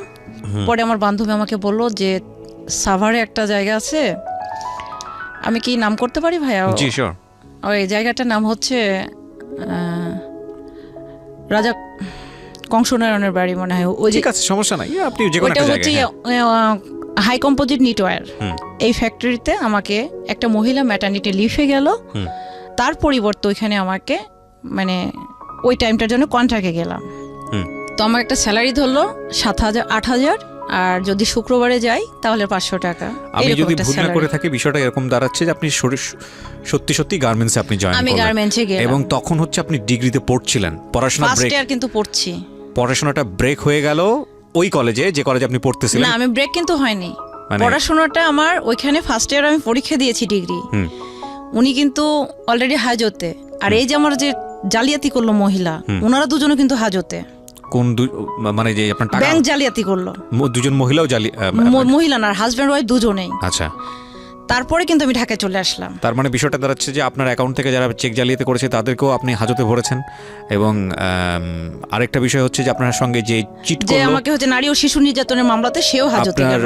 মানে জোর করে যে বিবাহ করলো সেও তখন হাজতে, এবং ফ্যামিলি থেকে আপনাকে বের করে দেওয়া হলো। আপনি যেটা করলেন, পয়সা টয়সা কিচ্ছু নাই হাতে, জাস্ট 500 টাকা ধার করে নিলাম একজন, ধার করে নিয়ে 23 দিন হচ্ছে খালার বাসায় থাকলেন কোনো রকম। তারপরে ওখান থেকে যখন দেখলেন যে না আপনার খালা আপনাকে রিকোয়েস্ট করছে চলে যাওয়ার জন্য, তখন আপনি সত্যি সত্যিই গার্মেন্টসে এসে চাকরি করা শুরু করলেন। এবং ওই মোমেন্টে আপনি হচ্ছে কোন কলেজের স্টুডেন্ট? আমি তাহিরপুর ডিগ্রি কলেজ। এটা কোথায়? ময়মনসিংহে না, এটা কোথায়? রাজশাহীতে। রাজশাহীতে, মানে রাজশাহী মানে আমার বাগমারার থানার মধ্যে, মানে আমি যেখানে ইন্টারমিডিয়েট করেছি সেখানে। ওকে, তারপর আমি চলে এলাম। এসে আমার বান্ধবী তখন আমাকে এখানে কন্ট্রাক্টে দিয়ে দিল। আমাকে থাকতে হলো একটা খ্রিস্টানের বাসায়। এক বড় ভাই, উনি হচ্ছে পাবনার ম্যানেজার, উনার সঙ্গে একটা রুমে আমাকে শুইতে হবে। How can is it possible? আমি তো একটা মেয়ে, উনি একটা ম্যারিড পারসন, ওনার ওয়াইফ গেছে, বেবি হবে, চলে গেছে, আমি কিভাবে ওনার সঙ্গে শোবো? আমি তো আর এটা জানি না। অফিস টাইম শেষ করে এসে দেখে ওনার সাথে আমাকে ঘুমাইতে হবে। আমি বলছি ভাই এটা সম্ভব না আমার। কই সমস্যা নাই, আপনি আমার ছোটো বোনের মতো, আপনি খাটে ঘুমান, আমি নিচে ঘুমাচ্ছি। আমার চোখটা ধরছে, আমি দেখি উনি আমার পাশে লেপের মধ্যে। পরে আমি লাফ দিয়ে উঠলাম, কি ব্যাপার ভাই, আপনি এখানে কেন? বলছে যে আমার ঠান্ডা লাগছে। আমি ঠান্ডা লাগছে, তাহলে আমি নিচে যাই। কয় না। উনি অনেক চেষ্টা করলো, আমি শুধু একটা কথা বলছি, আল্লাহ মাফ করুন, ওই সময় আমার ফিজিক্যালি প্রবলেম ছিল, যেটা আপনি বুঝতে পারছেন। পরে উনি আমাকে শুধু একটা কথাই বললো যে তুমি আসলেই ভালো। তা বলছি ভাই শোনেন, আমি গার্মেন্টসে চাকরি করতে আসছি এটা ঠিক, কিন্তু আমি এই লেভেলের মেয়ে না। আমি পরিস্থিতির শিকার হয়ে এখানে আসছি, টাকার জন্য কিন্তু আমি চাকরি করতে আসিনি। পরিবেশ পরিস্থিতির উপর ডিপেন্ড করে আমি চলে আসছি। চলে এলাম, তখন যাই হোক উনি আমাকে কিছু করলো না, অনেক চেষ্টা করছে কিন্তু পারে নাই। পরের দিন আমি বললাম ভাই আপনি আমার জন্য বাসা দেখেন। পরে হিন্দু একটা মেয়ের সঙ্গে আমার একটা রুম দেখে দিল। পরে উনি আমার সাথে মিসবিহেভ করতে শুরু করলো। ওই লোকটা অফিসে। আচ্ছা, কারণ উনি বস ছিল আপনার? হ্যাঁ, ওনারই রেফারেন্সে আমি গিয়েছি। উনি আমাকে ওখানে পরিচয় দিয়েছে যে রোজি আপা চলে গেছে, সুইটি আসছে, সুইটি আমার বিয়ান লাগে, আমি এখানে নিয়ে আসছি। তো একটা লোকের বাসা আমাকে দিল। ওনার চরিত্রটাও ভালো না, ওনার ওয়াইফটা যথেষ্ট ভদ্র মহিলা, আমি মিথ্যা কথা বলবো না। ওনার বাসায় আমি 9 দিন ছিলাম। উনি আমাকে 3 বেলা রেডিমেড খাবার পেয়েছি। ওনার একটা অ্যাবনর্মাল ছেলে ছিল, আমি সাইকেল চালানো শেখাতাম, আমার সাথে ঘুমাইতো। তো ওনার চরিত্র ভালো না, PM, APM, manager, all everything আমার পিছনে এমনভাবে লেগে গেল। আমি বোরখা পরতাম, কালো ওড়না পরতাম মাথায়, মানে মনে হচ্ছে যে আমাকে মৌমাছির চাকের মতো খেয়ে ফেলবে। তখন আমি আমার বান্ধবীকে বললাম যে আমি এখানে থাকতে পারবো না। আমি এখনো মরি নাই, তুই এক্ষুনি চাকরি ছাড়। এর মধ্যে কিন্তু অলরেডি আমাকে এই 9 দিনের পরে কিন্তু আমাকে দিয়ে দিয়েছে। তাহলে একদিন এখানে গেল, 9 দিন এখানে গেল, তাহলে 10 দিন। 5 দিন গেলাম আমি নন্দিনী নামের একটা মেয়ের কাছে, হিন্দু, যে ও গোশ খায় না, আমিও গোশ খাই না, ও ডিম ভক্ত, আমিও ডিম ভক্ত, সমান হয়ে গেল। বাজারও করলাম, আমি তো বাজারও করতে পারতাম না। আমি যা বলি ডিমের কেজি কত, তো বলে যে ডিমের তো কেজি হয় না, এটা হালিভাও হয়। তো যাই হোক, এভাবে নিলাম, নেওয়ার পরে তেল সব কিনলাম, বাজার সদা করলাম। করার পরে আমি অফিসে মানে কেমন যেন একটা ভারী ভারী ভাব আমার। কিন্তু ওই গার্মেন্টসে যেই না, আমি কিন্তু আমার বান্ধবীকে বলেছিলাম আমার পায়ের স্যান্ডেলটা যেন খুলতে না হয়, তার মানে আমি যেন লেবার কোয়ালিটিতে না যাই। আমাকে যেহেতু দিল, আমি নার্সিংয়ে ছিলাম, আমার কাজ ছিল, ছোট্ট একটা রুম ছিল, যেরকম একটা রুম ছিল, গ্লাস লাগানো চারিদিকে। আমি শুধু যার যেটা হতো, আমি আসলে ফ্যামিলি প্ল্যানিংয়ে কাজ করেছিলাম, হেলথের। এই ক্ষেত্রে কিছু ট্যাবলেট দেওয়া লাগতো, প্রেশার মাপা লাগতো, ওই গার্মেন্টসের তাপমাত্রাগুলো আমাকে এন্ট্রি করতে হতো, জাস্ট এই কাজগুলো ছিল আমার।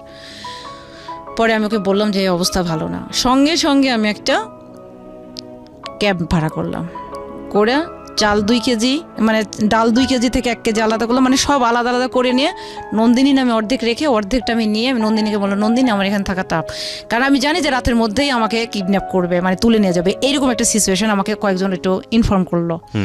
সঙ্গে সঙ্গে আমি চলে গেলাম আদাবরে আমার বান্ধবীর কাছে। আদাবরে যাওয়ার পরে তখন আমি যখন গার্মেন্টসে এখানে যখন ঢুকলাম, তখন একটা কিউসি একটা ছেলে পাবনার আমাকে পছন্দ করতে লাগলো। বলতে শুরু করলো, যে মেসেজ দিত যে তোমার বডি স্ট্রাকচারটা অনেক সুন্দর, কিন্তু তোমার চেহারা যেমনই হোক, যে কোনো ছেলেকে অ্যাট্রাক্ট করতে পারে। তা আমি বলছি যে এটা আমি জানি, এটা আপনাকে বলতে হবে না, আর এটা নিয়ে কোনো মাথা ঘামানোর দরকার নেই। এই বলে আমি চলে আসলাম। ওই ছেলেটা আমাকে রিয়েল পছন্দ করতো। পরে ছেলেটা আমাকে এসে পরে আমি বললাম, আমাকে ফোন দিল, কোথায়? আমি বললাম আমি আমার বান্ধবীর বাসা চাকরি ছেড়ে চলে এসেছি। তারপর ছেলেটা আমার সাথে দেখা করলো। এই ছেলেটা কিন্তু আমাকে আরেকটা বই কিনে দিল, মানে আমার একটা বই লাগতো।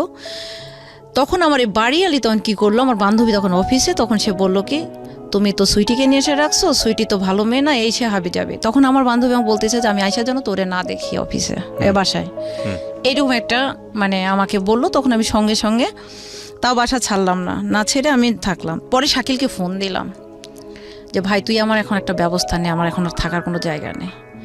তখন বললো প্লিজ তুই একটু কর। তখন আমি ওই ছেলেটার নাম আমি নেভি, তখন আমি নেভিকে বললাম, নেভি যে কোনো মূল্যে তুমি আজকে রাতটা আমাকে কোথাও রাখতে পারবা? আমি তখন ভয় আর মাথার মধ্যে কাজ করলো না ভাইয়া, কারণ যেহেতু আমার বান্ধবী আমাকে বের করে দিল ওই বরিশালের মহিলার কথার উপর ডিপেন্ড করে। কারণ ও কিন্তু আমার একটা বই কিনে দিয়ে বলো ফার্ম গেটে, এই যে ইতে একটা তোফাজ্জল বুক হাউজে বইটা কিনে দেওয়ার পরে আমাকে বললো যে তুমি বই না বাসা। ছেলেটা খুবই ভালো, তখন আমাকে নিয়ে গেল। যে তখন আমি বললাম যে দেখো তুমি আমাকে আজকে রাতে যে কোনো মূল্যে তোমার কাছে আমার কাছে মানে একটা জায়গাতে রাখতেই হবে। তখন সে করলো কি, যে বাসাতে সে পেইং গেস্ট হিসেবে ছিল, সে ভাবিকে বললো ভাবি কিছু মনে না করলে আমার একটা ফ্রেন্ড আছে, ওকে একটা রাত রাখতে হবে। কোথায় সমস্যা নেই ভাই, তাহলে আপনার ভাই আপনার কাছে শোবে নি, ও আমার কাছে থাকবে। থাকলাম। আমি শাকিলকে বললাম শাকিল 24 ঘন্টার মধ্যে আমি হোস্টেল চাই। শাকিল তখন মণিপুরি পাড়ায় বিখ্যাত একটা হোস্টেল, নাম না বলি, হোস্টেলটাতে ও আমার ছিট দিল, 4700 টাকা দিয়ে আমাকে উঠাই দিল। শেষ, শাকিলের দায়িত্ব শেষ। ওঠানোর পরে তখন আমি রাজশাহীর একটা পরিচিত আঙ্কেল ছিল, ওনাকে আমি ফোন দিলাম যে আঙ্কেল আমি তো ঢাকায়, আমার একটা জবের দরকার। তখন উনি আমাকে পাঠাইলো ফৌজদার ফ্যাশন ওয়্যার, নাহার প্লাজা, আপনার ইস্টার্ন প্লাজার অপোজিটে। আমি গেলাম ইন্টারভিউ দিতে, আমি তো কিছু চিনি না। শাকিল ওর এলাকার, শাকিলের বাসা ছিল কিশোরগঞ্জে, ওর এলাকার একটা ছেলেকে বললো তুই যা তো সুইটিকে একটা ইন্টারভিউ দিয়ে। গেলাম, ইন্টারভিউ দিয়ে আসার পর চাকরিটা হয়ে গেল। ওনারা আমাকে রিসেপশনের কথা বলে পরে আমাকে সেলস অ্যান্ড মার্কেটিংয়ে দিল। মিরপুর 10, 14 আপনার হচ্ছে Dhanmondi, Mohammadpur, Nurjahan road, Jahangir road, Aurangzeb road, Gulshan, Banani, সব জায়গাতে আমাকে মার্কেটিং করতে হতো। স্যালারি ধরলো 5,500 টাকা। সকালবেলা ঘুম থেকে করতাম, ফজরের নামাজ পড়তাম, বুয়া শুধু ভাত দিত, তরকারি রান্না করতাম, গোসল করতাম, খাইতাম, রেডি হইতাম, চলে যেতাম অফিসে, অফিস শেষ করতাম, বাসায় আসতাম, ড্রেস চেঞ্জ করতাম, কম্পিউটার কোচিংয়ে যেতাম, কোচিং শেষ করতাম, বাসায় আসতাম, পড়তাম, পরীক্ষা পাচ্ছে, সরাসরি স্যারকে বলতাম স্যার আমার পরীক্ষা পাচ্ছে। কোথায়? আমার রাজশাহীতে। তখন এখান থেকে সরাসরি অফিস শেষ করে রাত 12টার গাড়িতে হানিফের কাউন্টারে একটা বড় ভাই আছে, ওনাকে বলা ছিল ভাইয়া ফোন দিলাম, ভাইয়া একটা টিকিট লাগবে। কয়টায়? 12টায়। 12টা টিকিট করে রাখলো, সোজা চলে গেলাম কাউন্টারে গিয়ে উঠলাম, ভোর 4:30 5টায় আমাকে পুঠিয়াতে নামিয়ে দিল, আমার বাসা থেকে 20 কিলো দূরে। 5টার সময় যাওয়ার দিন দুপুরে আমার এখানে ছিনতাই হয়, ওখানে বসে থেকে 6 কাপ 7 কাপ চা, আমি যদিও চা খাই না, খেতাম ঘুমটা তাড়ানোর জন্য, টাইম কাটানোর জন্য। তারপর ওখানে সবাই আমাকে চেনে, তারপর অটো টটো ঠিক করে দিত, বাসায় যেতাম, বাসায় যে একটা ঘুম দিতাম গোসল দিয়ে, ঘুম থেকে উঠে পড়তে বসতাম, সারা রাত পড়তাম, সকালবেলা পরীক্ষা দিয়ে আবার ঢাকায় চলে আসতাম। এইভাবে আমি পরীক্ষা দিলাম, দেওয়ার পরে আমি হায়ার সেকেন্ড ক্লাস পেলাম 675 নাম্বার নিয়ে ডিগ্রিতে 2010 সালে। যেহেতু তত্ত্বাবধায়ক সরকার করছিল, আমি সেশন জোটে পড়েছিলাম, 2010 সালে আমার রেজাল্ট হলো 8-এর জায়গায় 10। পরে হোস্টেলে কিছু বড় আপু থাকলো, থাকার পরে এভাবে চলতে চলতে আমি স্ট্রাগল করতেছি। এরপর বাবা মা কোনোদিন পরীক্ষার হলে ঢুকছে জিজ্ঞেসও করে নাই যে তুমি কি পরীক্ষা হচ্ছে। আমি পরীক্ষার হল থেকে বেরিয়ে বলতাম আজকে আমার পরীক্ষা ছিল, পরীক্ষা কিসের পরীক্ষা দাও তুমি কেন যোগাযোগ করো আমাদের সাথে। 6 মাস বাসায় গেলাম না। এই বাইরে কাজ করতেন গার্মেন্টসে? গার্মেন্টসে না, তখন তো এখানে যে চাকরি করতাম। আচ্ছা, মানে যা কখনো করেছেন যেখানে যা পারছি ভাইয়া। পেয়েছেন? হ্যাঁ, আমি ঢাকায় স্টক এক্সচেঞ্জে কম্পিউটারে কাজ করেছি ভাইয়া, ফাইলগুলো ফুট আপ দেওয়া লাগতো, সেটা করছি। আমি যখন যেখানে চাকরি পাইছি টিউশনই করছি। মানে বাড়ি থেকেও চাচ্ছিল না আপনি বাড়িতে ফেরেন? না, ইভেন আরেকটা কথা বলতো, আমার বাসা থেকে তো কখনো আমাকে টাকা দেয়নি পড়ার জন্য, দেয়নি। পরে আমি এখন হোস্টেলে উঠলাম, এর মধ্যে 2010 সালে 11 সালের আমি একটা জব নিলাম। উনি এখন জার্মানিতে আছে, উনি আমাকে জার্মানিতে নিতে চাইছে, কিন্তু আমি যাব না, ওনারা প্রফেশনাল। যাই হোক, আমাকে নিতে চাইলো। আমি মিরপুরে একটা জিকু নন জিএমও ফুড কোম্পানিতে আমি চাকরি নিলাম অ্যাকাউন্টস অফিসার হিসেবে। এই লোকটা আমাকে আটকায় দিল, বিয়ে করবে আমাকে আটকায় দিল। 1 মাস জব না করতে উনি আমাকে আটকায় দিল, আজকে আপনাকে বিয়ে করা হবে, আপনি যাইতে পারবেন না। তাই আমি বলছি আল্লাহ, তখন আমি বুদ্ধি করলাম, আমি বলছি আল্লাহ এইভাবে বিয়ে হয়? চলে। ও আলটিমেটলি আপনার ব্যাকগ্রাউন্ডটা জানতো, নইলে তো এই সাহসটা পাওয়ার কথা না। হ্যাঁ, ব্যাকগ্রাউন্ড মানে আপু বলে দিয়েছে, কারণ হোস্টেলে বড় আপু যাকে মানি তাকে তো অবশ্যই অনেক কিছু বলতে হয়েছে। উনি আমাকে বিয়ে করবে, তখন আমি বললাম যে ঠিক আছে, বিয়ে যখন করবেন তাহলে এইভাবে কি বিয়ে করলে হয়, চলেন আমরা যাই। তখন আমি ব্রেন খাটালাম, আমরা সবাই মিলে 2জন মিলে যাইয়া কেনাকাটা করে ভালো করে একটা কমিউনিটি সেন্টারে বিয়ে করবো, এই বলে ওনাকে আমি একটা পাম দিলাম, দিয়ে বের হলাম। হয়ে যখন আমার মিরপুর 12 থেকে ডিওসিস ওখান থেকে যখন বের হয়ে গাড়িটা সোজা চন্দ্রিমার সামনে আসলো, তখন আমি বলি শুয়োরের বাচ্চা তুই আমাকে বিয়ে করবে, তোর বিয়ে এখন ঢোকাবো আমি, এই বলে থাপ্পড় একটা মারি আমি চলে আসছি। পুরো অফিসের চাবি কিন্তু আমার হাতে। এর মধ্যে আমি কি করছি, উনি যেহেতু বিয়ে করতে চাইছে, এর মধ্যে আমার স্যার, ফিজিক্সের স্যার এবং আমার বাবাকে আমি পাঠিয়ে দিয়েছি রংপুরে। ওনার ব্যাকগ্রাউন্ডটা খুঁজে আসেন। উনি 2 বাচ্চার বাবা, বউ আছে, ওনার উপর মামলা হয়েছিল, উনি আর্মিতে চাকরি করতেন, ব্যাকগ্রাউন্ড সব জেনে আসছে। আমি কিচ্ছু বলিনি, সব জেনে চুপচাপ আসছি। পরের দিন উনি ফোন দিয়েছে, ম্যাডাম কোথায়? ফোন বন্ধ করে রাখছি, হোস্টেলে আসতে অফিস থেকে ডাকছে, নামছি, বলুন। বলছে যে আমি যে দাঁড়া। তখন আমার ভাষাটা খুবই খারাপ, আমি খুব বিশ্রীভাবে বললাম, সব কটারে ফোন দিলাম অফিস স্টাফকে, সব কটারে নিয়ে চন্দ্রিমাতে বসলাম। বলছে এই তুই আমাকে বিয়ে করবি না? তোর ব্যাকগ্রাউন্ডটা এখন বলি সবাইকে বলার পর বলবে এই তোর বউ স্টিল নাও এখন এখানে আছে আগারকাতে, তুই গতকালকে রাত্রে কই ছিলি? শেরে বাংলা থানাতে ছিলি, পাওনাদারেরা তোকে ধরে নিয়ে জাহাজতে পড়ছে, তোর লজ্জা করে না? যাক, চাবি দিয়ে আমার মতো আমি চলে এলাম। এখানে একটা বিষয় খেয়াল রাখার মতো প্রিয় শ্রোতা, আপনি যেই ভদ্রমহিলার গল্প আজকে শুনছেন, এই ভদ্রমহিলা আমাদের সমাজের 8-10টা ভদ্রমহিলা বা 8-10টা মানুষের মতো নয়, 8-10টা মেয়ের মতো নয়। এখানে যে জিনিসটা ওনার ছোটবেলা থেকেই ছিল, আমরা সাধারণত যেটা দেখে থাকি আমাদের পুরুষতান্ত্রিক সমাজে, যে মেয়েরা অনেক বেশি অবদমিত এবং অনেকেই সেটা মুখ বন্ধ করে মেনে নিয়ে সংসার করে যাচ্ছেন কিংবা অন্য যে কোনো অবস্থায় মানিয়ে নিচ্ছেন। কিন্তু উনি ছোটবেলা থেকেই প্রতিবাদী ছিলেন, ছোটবেলা থেকেই নিজেকে মানুষ হিসেবে ট্রিট করেছেন, না পুরুষ না ছেলে না মেয়ে। এবং এই জায়গাটিতে উনি কখনো কারোর সাথে অন্যায়ভাবে কম্প্রোমাইজ করেননি। কম্প্রোমাইজ না করার ফলে ওনার ফ্যামিলিতে ওনাকে যে ধরনের মেন্টাল হ্যারাসমেন্ট, ফিজিক্যাল হ্যারাসমেন্টের মধ্য দিয়ে যেতে হয়েছে, ওনার সেই হ্যারাসমেন্টের কম্পারেটিভ অ্যানালাইসিস যদি আমরা বলি যে উনি যখন পরিবার থেকে বের হয়েছেন, সেটা কোনো অংশেই কম না। এবং এই কথাটা আমি সবসময় বলি আমার এই অনুষ্ঠানে। আমি এই ধরনের গল্প আজকে প্রথম প্রচার করছি না, এই ধরনের অন্য ডাইমেনশনের গল্প আরও এসছে। আমাদের দেশে একটা নারী না পরিবারে নিরাপদ না সমাজে নিরাপদ। সে যদি একটা প্রতিবাদী মুখ হয়, সে যদি নিজের অধিকারটা বুঝে নিতে চায়, বিভিন্নভাবে তাকে বাধার সম্মুখীন হতে হয়, ভয়ঙ্করভাবে বাধার সম্মুখীন হতে হয়। শেষ পর্যন্ত আসলে কি দাঁড়ায়? একটা মানুষ যদি প্রতিবাদী হয় নিজের জায়গাটিতে, লেখাপড়া শেখার অধিকারের জায়গাটিতে, নিজের জীবনটাকে সুন্দর করে সাজানোর অধিকারের জায়গাটিতে, ডিসিশন মেকিংয়ের জায়গাটিতে, আর্নিং করার জায়গাটিতে, শেষ পর্যন্ত মেয়েটার ভাগ্যে আসলে কি জোটে? 32 বছরের সুইটি আজকে এখানে আছেন। সুইটির জীবনের শেষ পর্যায়ে কোথায়, মানে শেষ পর্যায়ে বলবো না তো, 32 বছরের জীবনে আসলে উনি কোথায় দাঁড়িয়ে আছেন এত প্রতিবাদ করার পরে, সেটা দেখার বিষয়। অবশ্যই জীবনটা আমার, কম্প্রোমাইজ আমি তার সাথেই করব যাকে আমার ভালো লাগবে, কিংবা যেটা আমার মেন্টালি যায়। আমি অন্যের কাছে কম্প্রোমাইজ কেন করব? কিন্তু অনেকে জীবনে ভালো থাকার জন্য কম্প্রোমাইজ করেন। সে ধরনের গল্প আমরা এখানে অনেক প্রচার করেছি, কিন্তু শেষ পর্যন্ত আসলে ভালো থাকা যায় না। প্রতিবাদ করেও কি ভালো থাকা যায়? সেটাও একটা প্রশ্ন। তবে গল্পের অনেক বড় একটা লেসন আছে। আজকের এই গল্পের শেষের দিকে এসে আমরা সেটা বলবো। এবং আমি বারবারই যেটা আপনাদেরকে বলেছি যে আপনারা যদি আজকে সুইটির ভিডিও ফুটেজটা দেখতে চান, সুইটি কে এই সুইটি, তাকে যদি দেখতে চান, চলে আসবেন আমার ইউটিউব চ্যানেলে। আমার ইউটিউবের ঠিকানা হচ্ছে www.youtube.com/RJKibriya FM, RJKEBRIA FM চ্যানেলটি আছে কিবরিয়া আরজে নামে। ওখানে গিয়ে সাবস্ক্রাইব বাটনে অবশ্যই প্রথমে আগে সাবস্ক্রাইবে ক্লিক করেন, মানে সাবস্ক্রাইবার হন, তারপরে নোটিফিকেশন বাটন যেটা আছে, বেল বাটন, ওটা অন করে নেবেন প্লিজ। আপনাদেরকে যেটা বলতে চাই, সিচুয়েশন যখন একটু কড়া, যখন মন বসে না কাজে, তখন মন ঠিক করতে মুখ দিতে পারেন কাঁচা আমের স্বাদে। Pran mister mango candy, good mood guaranteed. বুঝতেই পাচ্ছেন, আপনারা শুনছেন মিস্টার ম্যাঙ্গো ক্যান্ডি প্রেজেন্স জীবন গল্প। আমি আরজে কিবরিয়া আপনার সাথে রয়েছি। জি। তারপরে আমি ওখান থেকে চলে এলাম, জব ছেড়ে দিলাম। আপু এখন আমাকে বলতেছে, তুই আসলে একটা, তুই কোথাও টিকতে পারবি না। কোন আপু এটা? মানে যে আপু আপনাকে যে আপু হোস্টেলের আপু, যিনি আমাকে চাকরিটা দিয়েছিলেন, ওনার বাসা খুলনা টুটপাড়া, বর্তমানে জার্মানিতে আছেন। চলে এলাম, এমপির সঙ্গে আমার পরিচয় হলো। উনি তখন আমাকে একটা চাকরি দিল, কম্পিউটার টেলিফোন অপারেটর। জিএমপির সঙ্গে আপনার পরিচয় হলো, উনি মানে কার মাধ্যমে পরিচয় হলো? আপনার বাবার মাধ্যমে? বাবা না, চাচা এবং বাবার মাধ্যমে। আচ্ছা, ওকে। গেলাম, উনি আমাকে চাকরিটা দিল।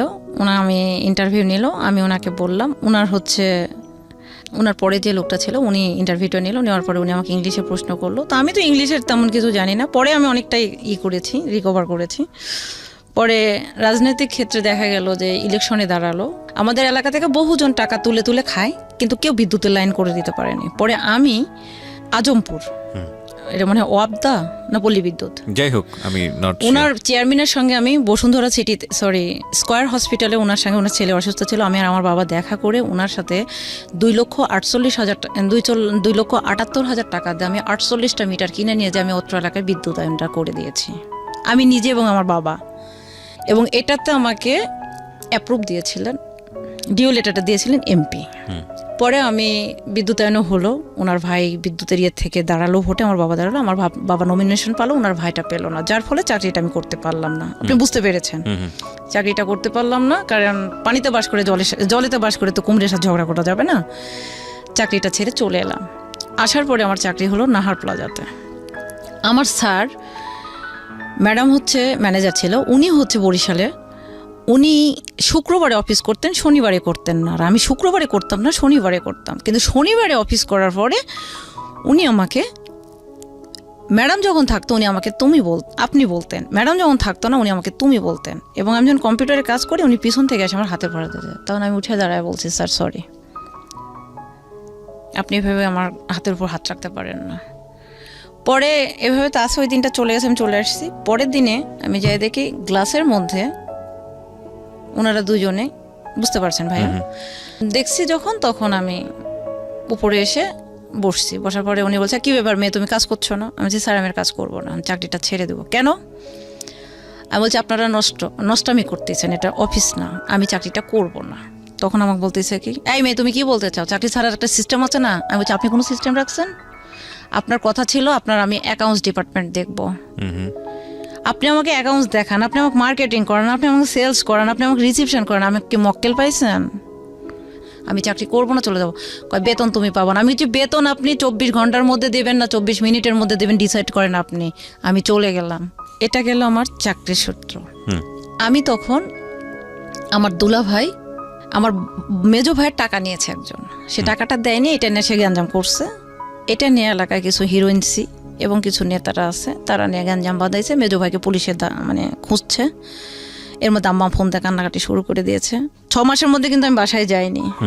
ফোন দিয়ে কান্নাকাটি করছে যে এই ঘটনা। তাই আমি বলছি যে যারা এই গ্যাঞ্জামটা বাঁধাচ্ছে তারা তো দোলা ভাইয়ের ক্লোজ। তখন আমার আবার ওই যে সুজন, একটা নাম প্রথমে বলেছিলাম আপনাকে, সুজনের শালা তো আমার নিজের যেটা তো ভাই, তো ওকে আবার মানে আব্বুর মামা তো ফুফাতো ভাইয়ের ছেলে, ওকে তখন ফোন দিয়ে বললাম যে কে রে এই ঘটনা দেখতো। তো বলছে শুনবো না, এটা তো আমরা করতে পারবো না, আমি ভাইয়ের নাম্বারটা দিচ্ছি, মানে সুজনকে। কার নাম্বার? তোর নাম্বার। তো সুজন ভাইয়ের সঙ্গে আমার দীর্ঘ 9 বছরের মতো দেখা নাই। আমাকে ফোন দিল, কিরে পাগলি কি হয়েছে? ওই যে বললাম সবাই আমাকে পাগলি রাখে, কিরে পাগলি কি হয়েছে? তাই আমি বলছি ভাই এই ঘটনা, মেজো ভাইয়ের টাকা নিয়েছে, টাকাটা দেয়নি, গ্যাঞ্জাম করেছে, দেখেন তো অমুকেরা সে এই ঘটনা ঘটাইছে। কই আচ্ছা ঠিক আছে, তুই কাকিকে বল, আমি সব দেখছি। পরে ফোন দিয়ে বললো যে সব ঝামেলা মিটে গেছে, টেনশন করতে নিষেধ কর। তুই কি করিস রে? তাই বলছি ভাই ঢাকা থাকি। কি করিস? চাকরি করি। আয় তুই কয় টাকা স্যালারি দেয়? এই সেই বলছে এই তুই তোর কাগজপাতি পাঠায় দিস তো, বায়োডাটা সহ। আমি আচ্ছা। এই হলো প্রথম একদিন কথা। পরে একদিন আমি অফিসে আসি, ফোন দিয়ে বলছে কিরে কোথায়? আমি হচ্ছে অফিসে। তো আমি হচ্ছে কোথায় ভাই আপনি? তো বলছে যে আমি এই তো ইতে টাঙ্গাইলে। তো বলছি ভাই ঢাকায় আসেন, দেখা করে যান। তো বলছে না রে বোন, যাইতে পারবো না, শেষ। তৃতীয় একদিন বলছে কে রে তুই রাজশাহীতে আসিস না? আমি বলছি হ্যাঁ যাই, ওই যে মামলা ডেট পড়লে যাই। তারপরে আমি গেলাম। তো বলছে কই থাকিস? আমি যে ওখানে যাই, সকালবেলা যা নামি কেস যায় আঙ্কেলের মেয়ের কাছে ঘুমাই, তারপরে বেলা হয় আঙ্কেলের আমি কোর্টে যাই, কোর্টের কাজ শেষ করে আমি আবার আঙ্কেলের বাসা থেকে ব্যাগট্যাগ নিয়ে আবার সোজা ঢাকায় চলে আসি। কেন? আরে আমি তোর দোলা ভাই এখানে থাকে এই সেই। তাই বলছি না ভাই, আপনারা বড় লোক মানুষ আর আপনার চরিত্র ভালো না। আসলে ওনার চরিত্রটা ভালো না। তো আমি বলছি যে তখন আমি বলতেছি যে কাকের মাংস কাক খায় না, তুই তো আমার নিজের রক্ত। আমি বলছি ভাই কাকও কাকের মাংস খায় যখন ক্ষুধায় পড়ে, অতএব আমি আপনাদের সামনে যাব না।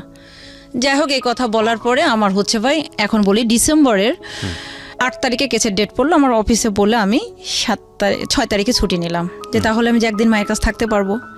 এর মধ্যে আমার আম্মার কিন্তু অপারেশনে হয়ে গেছে, হচ্ছে পিত্তস্থলীর পাথর অপারেশন হয়েছে, তারপরও কিন্তু আমি যাইনি। পরে আমি চলে গেলাম। যাওয়ার পরে এটা কিন্তু 2011 সালের ডিসেম্বর মাসের 6 তারিখ। তখন আমি ভোর 6টার গাড়িতে রওনা দিলাম। 6টার গাড়িতে না 10টার গাড়িতে রওনা দিয়ে যাই হোক আমি রাজশাহীতে নামবো। বেলা চলে গেল, রোডে যেহেতু জ্যাম থাকে চন্দ্রা থেকে ওই সাইডে, জ্যামে নেমে গেলাম। যাওয়ার পর দেখি আমার দুলা ভাই বলতে তুই আমি না ভাই আমি বিনোদপুরেই নামবো, আমি আপনার সামনে যাব না। কাজে এই পাগলি আয় তোর। আমি ছোটোবেলা থেকে আদর করতো, কারণ আমি তো খুব ছোটো থাকতে ওনার বিয়ে করছে। পরে গেলাম, বলছে একটা কফি খেয়ে যাবো নাই? তা গেলাম, যে দেখি যে উনি প্রিন্স কোট পরে একটা ব্যাগ নিয়ে এসে নেমে আমার ব্যাগ ধরেছে। যখন জিনিসটা ধরছে, কারণ আমি জানি ওনার বাজারে ব্যাগ ওনার অফিসে ওনার লোকজন টানে, কারণ ওনার নিজস্ব অফিস আছে। তো উনি যখন আমার ব্যাগটা ধরছে তখন আমার মাথার মধ্যে একটু হিংস দিচ্ছে, কারণ আমার সিক্স সেন্সটা কাজ করে বেশি, যে ওনার উদ্দেশ্য ভালো নাই। তখন ওনার ম্যানেজার আমি মিলে নিউ মার্কেটের আসি, নিউ মার্কেটে যাই একটা কফি খেলাম, একটা বার্গার খেলাম। খাওয়ার পর বলছি ভাই আমি চলে যাব, আঙ্কেলকে ফোন দেওয়া আছে, আমি ওনার বাসায় যে থাকবো, সকালবেলা কেচের হাজরাটা দিব, বাসায় যাব। বলছে না আমার বাসায় এখানে থাকতে তুই কেন যাবি? তা আমি বলছি আপনার বাসা কোথায়? আমি তো শুধু আপাকে চিনি আর ওনার মেয়েকে চিনি, ছেলেটাকেও দেখি নাই, ছেলেটা পড়ে হয়েছে। তো বলছে চল বাসায় যে। উনি নিয়ে গেছে আমাকে অন্য একটা বাসায়। যেই না এরকম গেটটা পার হয়ে আমি ঢুকছে, ওই মহিলা উঠে বলে কি, আমি একটা কথা বলে দিই ভাইয়া, এটা কিন্তু মানুষের সচেতন করার মতো। ঢাকা বলেন, রাজশাহী বলেন, বাংলাদেশের বিভিন্ন শহরে বলেন, এমন এমন লোক আছে যারা ফ্ল্যাট ভাড়া করে নিয়ে এই লোকদের দিয়ে দেহ ব্যবসা করায়। তো আমাকে রুমে নেওয়ার পরে আমি যখন বাসার মধ্যে ঢুকছি তখন বলছে ভাইয়া অনেকদিন পর ভাবিক নিয়ে আসলেন। আমি তো পুরো থক হয়ে গেলাম, কি ব্যাপার? আমি তো ওনার ভাবি না, আমি ওনার শালি, নট অনলি শালি, আমি ওনার ছোট বোন, কিন্তু আমাকে ভাবি বললো কেন? তখন আমি ডাইরেক্ট রুমের মধ্যে দোলা ভাই এটা কি বলতেছে? তখন বলছে চুপ থাক। আমি ড্রেস চেঞ্জ করলাম, করার পরে খাইতে দিল। তাই আমি বলছি ভাই আমি এখানে থাকবো না, আমাকে তাড়াতাড়ি আপনার বাসায় নিয়ে চলেন, আর নয়তো আপনি আমাকে গাড়ি সিএনজি ঠিক করে দেন, আমি বাসায় চলে যাব। কারণ রাজশাহী শহর থেকে আমার বাসা 47 50 কিলো। তা না ওকে বলতেছে কি তোর মতো তুই চুপ করে থাক, চেলাচেলি করিস না, তোরও সম্মান যাবে, তোর বাবাকে সবাই চেনে, আমাকেও সবাই চেনে। সারা রাত আমাকে ধস্তাধস্তি করলো ভাইয়া, কোনো মতেই না। তবে আমি উঠছি সকালে, সারা রাত জার্নি করেছি, এই সেই। অবশ্যই টায়ার্ড হওয়াটা স্বাভাবিক, সারাটা রাত কেটে গেছে, ফজরের নামাজও হয়ে গেছে। উনি আমাকে জোর করে, যাই হোক বুঝতে পারলেন, ইট ওয়াজ রেপ। হ্যাঁ আমাকে রেপ করলো। পরে আমি এখন ওনাকে বললাম যে দুলা ভাই আপনি কাজটা কিন্তু ঠিক করলেন না। তারপর আমি ওনাকে জোরহাত করে বললাম, আপনি আমার বড় দুলা ভাই, আপনাকে আমি সম্মান করি। এই ঘটনা আল্লাহ, আমি আর আপনি ছাড়া কেউ জানে না। আজকে এখানে ক্লোজ করেন। আমি একটা ধর্মভীরু মেয়ে, আমি 5 ওয়াক্ত নামাজ পড়ি, কোরআন পড়ি, আমি তাহাজ্জুদ পড়ি। এখানেই ক্লোজ করেন। জীবনে শেষ দিন পর্যন্ত আপনার আর আমার মধ্যে থাকবে, আল্লাহ হয়তো ক্ষমা করবে, মাপ চেয়ে নেব। আর কোনো দিন এই ঘটনাটা ঘটায়েন না, আমার মতো আমি চলে যাই। সে আমাকে আটকায় দিল। এত পরিমাণ ব্লিডিং হলো, তার ম্যানেজারকে ফোন দিল, ওষুধ নিয়ে আসলো, আমাকে খাওয়াইলো, সেদিনও রাখলো। সেম 8 তারিখে আমি কেসের হাজরা দিলাম। উনি আগে সিএনজি ব্যাগ ট্যাগ নিয়ে যে সিএনজি রেডি করে রাখছে আমার সাইড ব্যাগের মধ্যে। 8,000 টাকার একটা বান্ডিল দিল। আমি বলছি, আপনি কি আমাকে দেহ ব্যবসা শুরু করাইলেন? ভালোবাসা কি জিনিস, মানুষকে ভালোবাসতে হলে কি করতে হয়, কিভাবে কি করতে হয়, কেমন করতে হয়, এটা আমি জানি না। তবে আপনি যেটা করলেন এটা ঠিক করলেন না। আমি কিয়ামত পর্যন্ত আপনাকে ঠেকায় রাখলাম। তবে জীবনে কোনো দিন আর আমি ওই যে ফোন অফ করলাম, বাসায় এলাম, ফোন অফ, ঘুমাইলাম। আমার ফোনে মিস কল অ্যালার্ট করা ছিল 100, 150, 200 কল। ফোন খোলার সাথে সাথে, তুমি যদি ফোন আর একটা বার বন্ধ করো আমি তোমার বাসায় এসে হাজির হব। আমার বোনের ঘর, কি করব, ফোন খোলা রাখলাম। 8 তারিখ 9 তারিখে মাইক বললাম, মা আমি ঢাকায় যাব। কই তুমি আইলা কালকে, আজকে যাবা? হ্যাঁ আমি চলে যাব। বাসায় যে আমি থাকি না, ওই যে বাবা দেখতে পারে না, ভাই দেখতে পারে না, গেলে বাবা মারে, আবারও মার খায়, কথা বললে উত্তর দিলে মারে। কত ঈদ, কত দিন গেছে, জীবনে কোনো দিন একটা নতুন জামা পাইনি আমি। যাই হোক এগুলো কষ্ট আর মনে করি না। তখন চলে আসলাম। আমাকে বললো, তোর জন্য টিকিট কেটে রাখছি, তোমার জন্য টিকিট কেটে রাখছি, তুমি রাজশাহীতে এসে ট্রেনে চলে যাবে। আমি চিনি না, আমি পুঠিয়া যাবো, বাসের টিকিট করে, নাহলে নাটোরে যাবো, বাসের টিকিট করে চলে যাবো। তুই যদি এই কাজ করিস তাহলে এখনই আমি ট্রেনের নিচে মাথা দেবো। ওর বাসার সামনে রেল লাইন। এখন ওর সাথে যে ছেলেটা থাকে, ছেলেটা তখন আমার ফোন দিয়ে বলছে, আপু প্লিজ এই লোকটার মাথার ইয়ে নাই, আপনি তাড়াতাড়ি আসেন। হ্যাঁ দিব্যি দেখি এই ঘটনা। তারপরে ভাইয়া ঘুমের বড়ি খায়া পড়ে আসে। পরে গেলাম, উনি আবার নিয়ে গেল ওই ছেলেটার বাসায়। বলছে তোর টিকিট, আমাকে বললো কি তোর টিকিট তো 2টার সময়। আমি 1টার সময় চলে আসছি। বলছে তোর টিকিট তো 2টার সময় না, 4টার সময়। তো চল এখন যে ওই মাসুম বলে একটা ছেলে আছে, ওর বাসাতে ব্যাগ ট্যাগ রেখে রেস্ট নে, তারপরে আবার। বুঝতে পারছেন ভাইয়া? পরে আমি বলছি, দুলা ভাই আপনি যেটা করতেছেন এটা ঠিক করতেছেন না, আমি একটা মানুষ। পরে ভাই আমি ওখান থেকে চলে এলাম ঢাকায়। 3টা ফোন ছিল আমার কাছে, ভাইঙ্গে একবার চুরমার করে দিয়েছে চলে এলাম।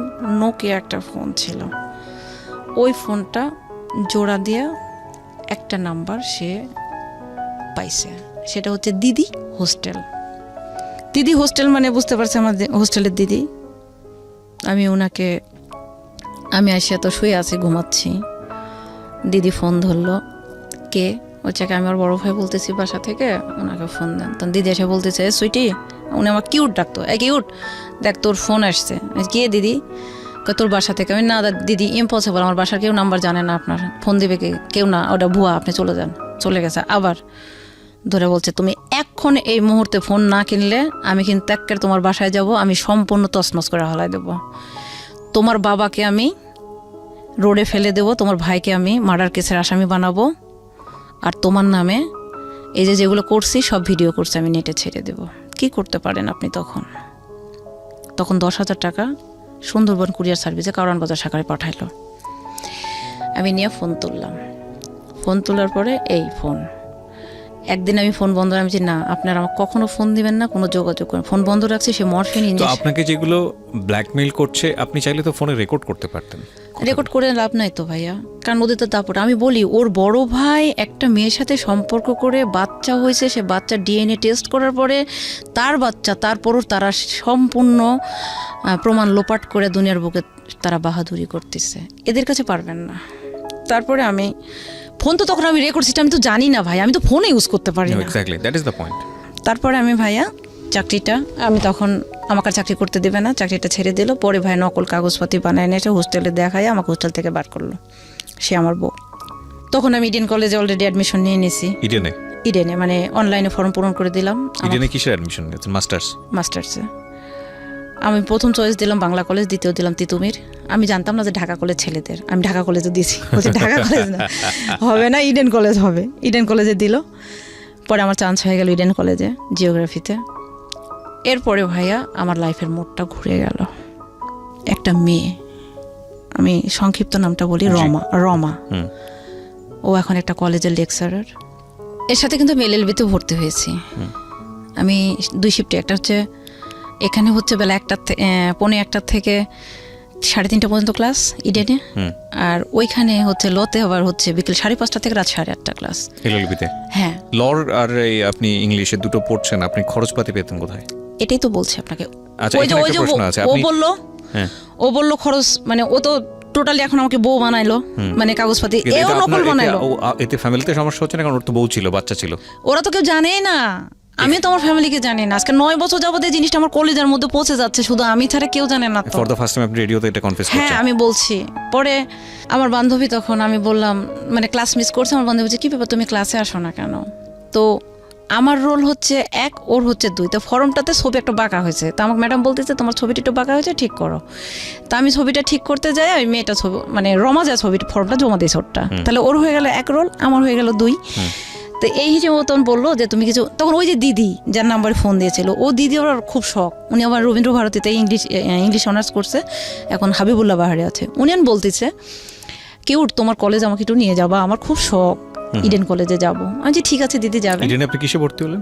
আমি ইডেনে ভর্তি হলাম জিওগ্রাফিতে। জিওগ্রাফিতে মাস্টার্স? মাস্টার্সে। হ্যাঁ, আমি তো ডিগ্রি ওই যে বললাম চাকরি করতাম, ওখানে যে পরীক্ষা দিয়ে পাশ করে আসলাম। পরে এখানে যাই আমি, ইডেনে দিদি গেল, তখন ও আমাকে বলতেছে, রমা তখন আমাকে বলতেছে তোমার আর আমার রোল তো পাশাপাশি, আমি তো আসতে পারবো না, আমি বিবাহিতা, আমার হাজব্যান্ড আছে, আমার বাচ্চা আছে, আমার হাজব্যান্ড চাকরি করে এবং সে অসুস্থ, তা আমি তো রেগুলার আসতে পারবো না, আমি পাবনাতে থাকি, তুমি যদি ফোন নাম্বারটা দিতা আমি তোমার থেকে সব খোঁজখবর নিতাম। তখন আমি বলছি যে না, আমি নাম্বার দিব না। তখন দিদি বলছে দাও, মেয়েটা ভালো আছে, দিয়ে দিলাম। তখন আমি ক্লাস মিস করছি, ও বলছে তুমি ক্লাস মিস করো। আমি বলছি দেখো আমি তো চাকরি করি, তো ভাই ভূগোলে কিন্তু পড়ার চাইতে প্র্যাকটিক্যালটা বেশি। তো আমি ওকে বললাম যে আমি তো ক্লাস করতে পারি না, কারণ আমি ক্লাস করলে চাকরি হয় না, চাকরি না করলে বলছে তুমি টাকা আমি বাসা থেকে কোনো টাকা নিই না, একে তো নিই না, দ্বিতীয়ত দেওয়ার মতো অ্যাবিলিটিও নেই। পরে আমাকে বললো যে তুমি কিছু মনে না করলে তোমার পড়ার খরচটা যদি আমি দিই। তাই আমি বলছি তোমার কাছে কেন আমি ছোট হব? বলছে আমি তো ছেলে না যে আমার কোনো ডিমান্ড থাকবে।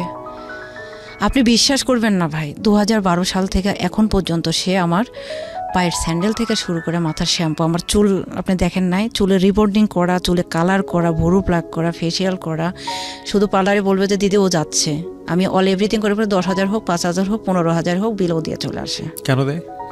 আমাকে ভালোবাসে।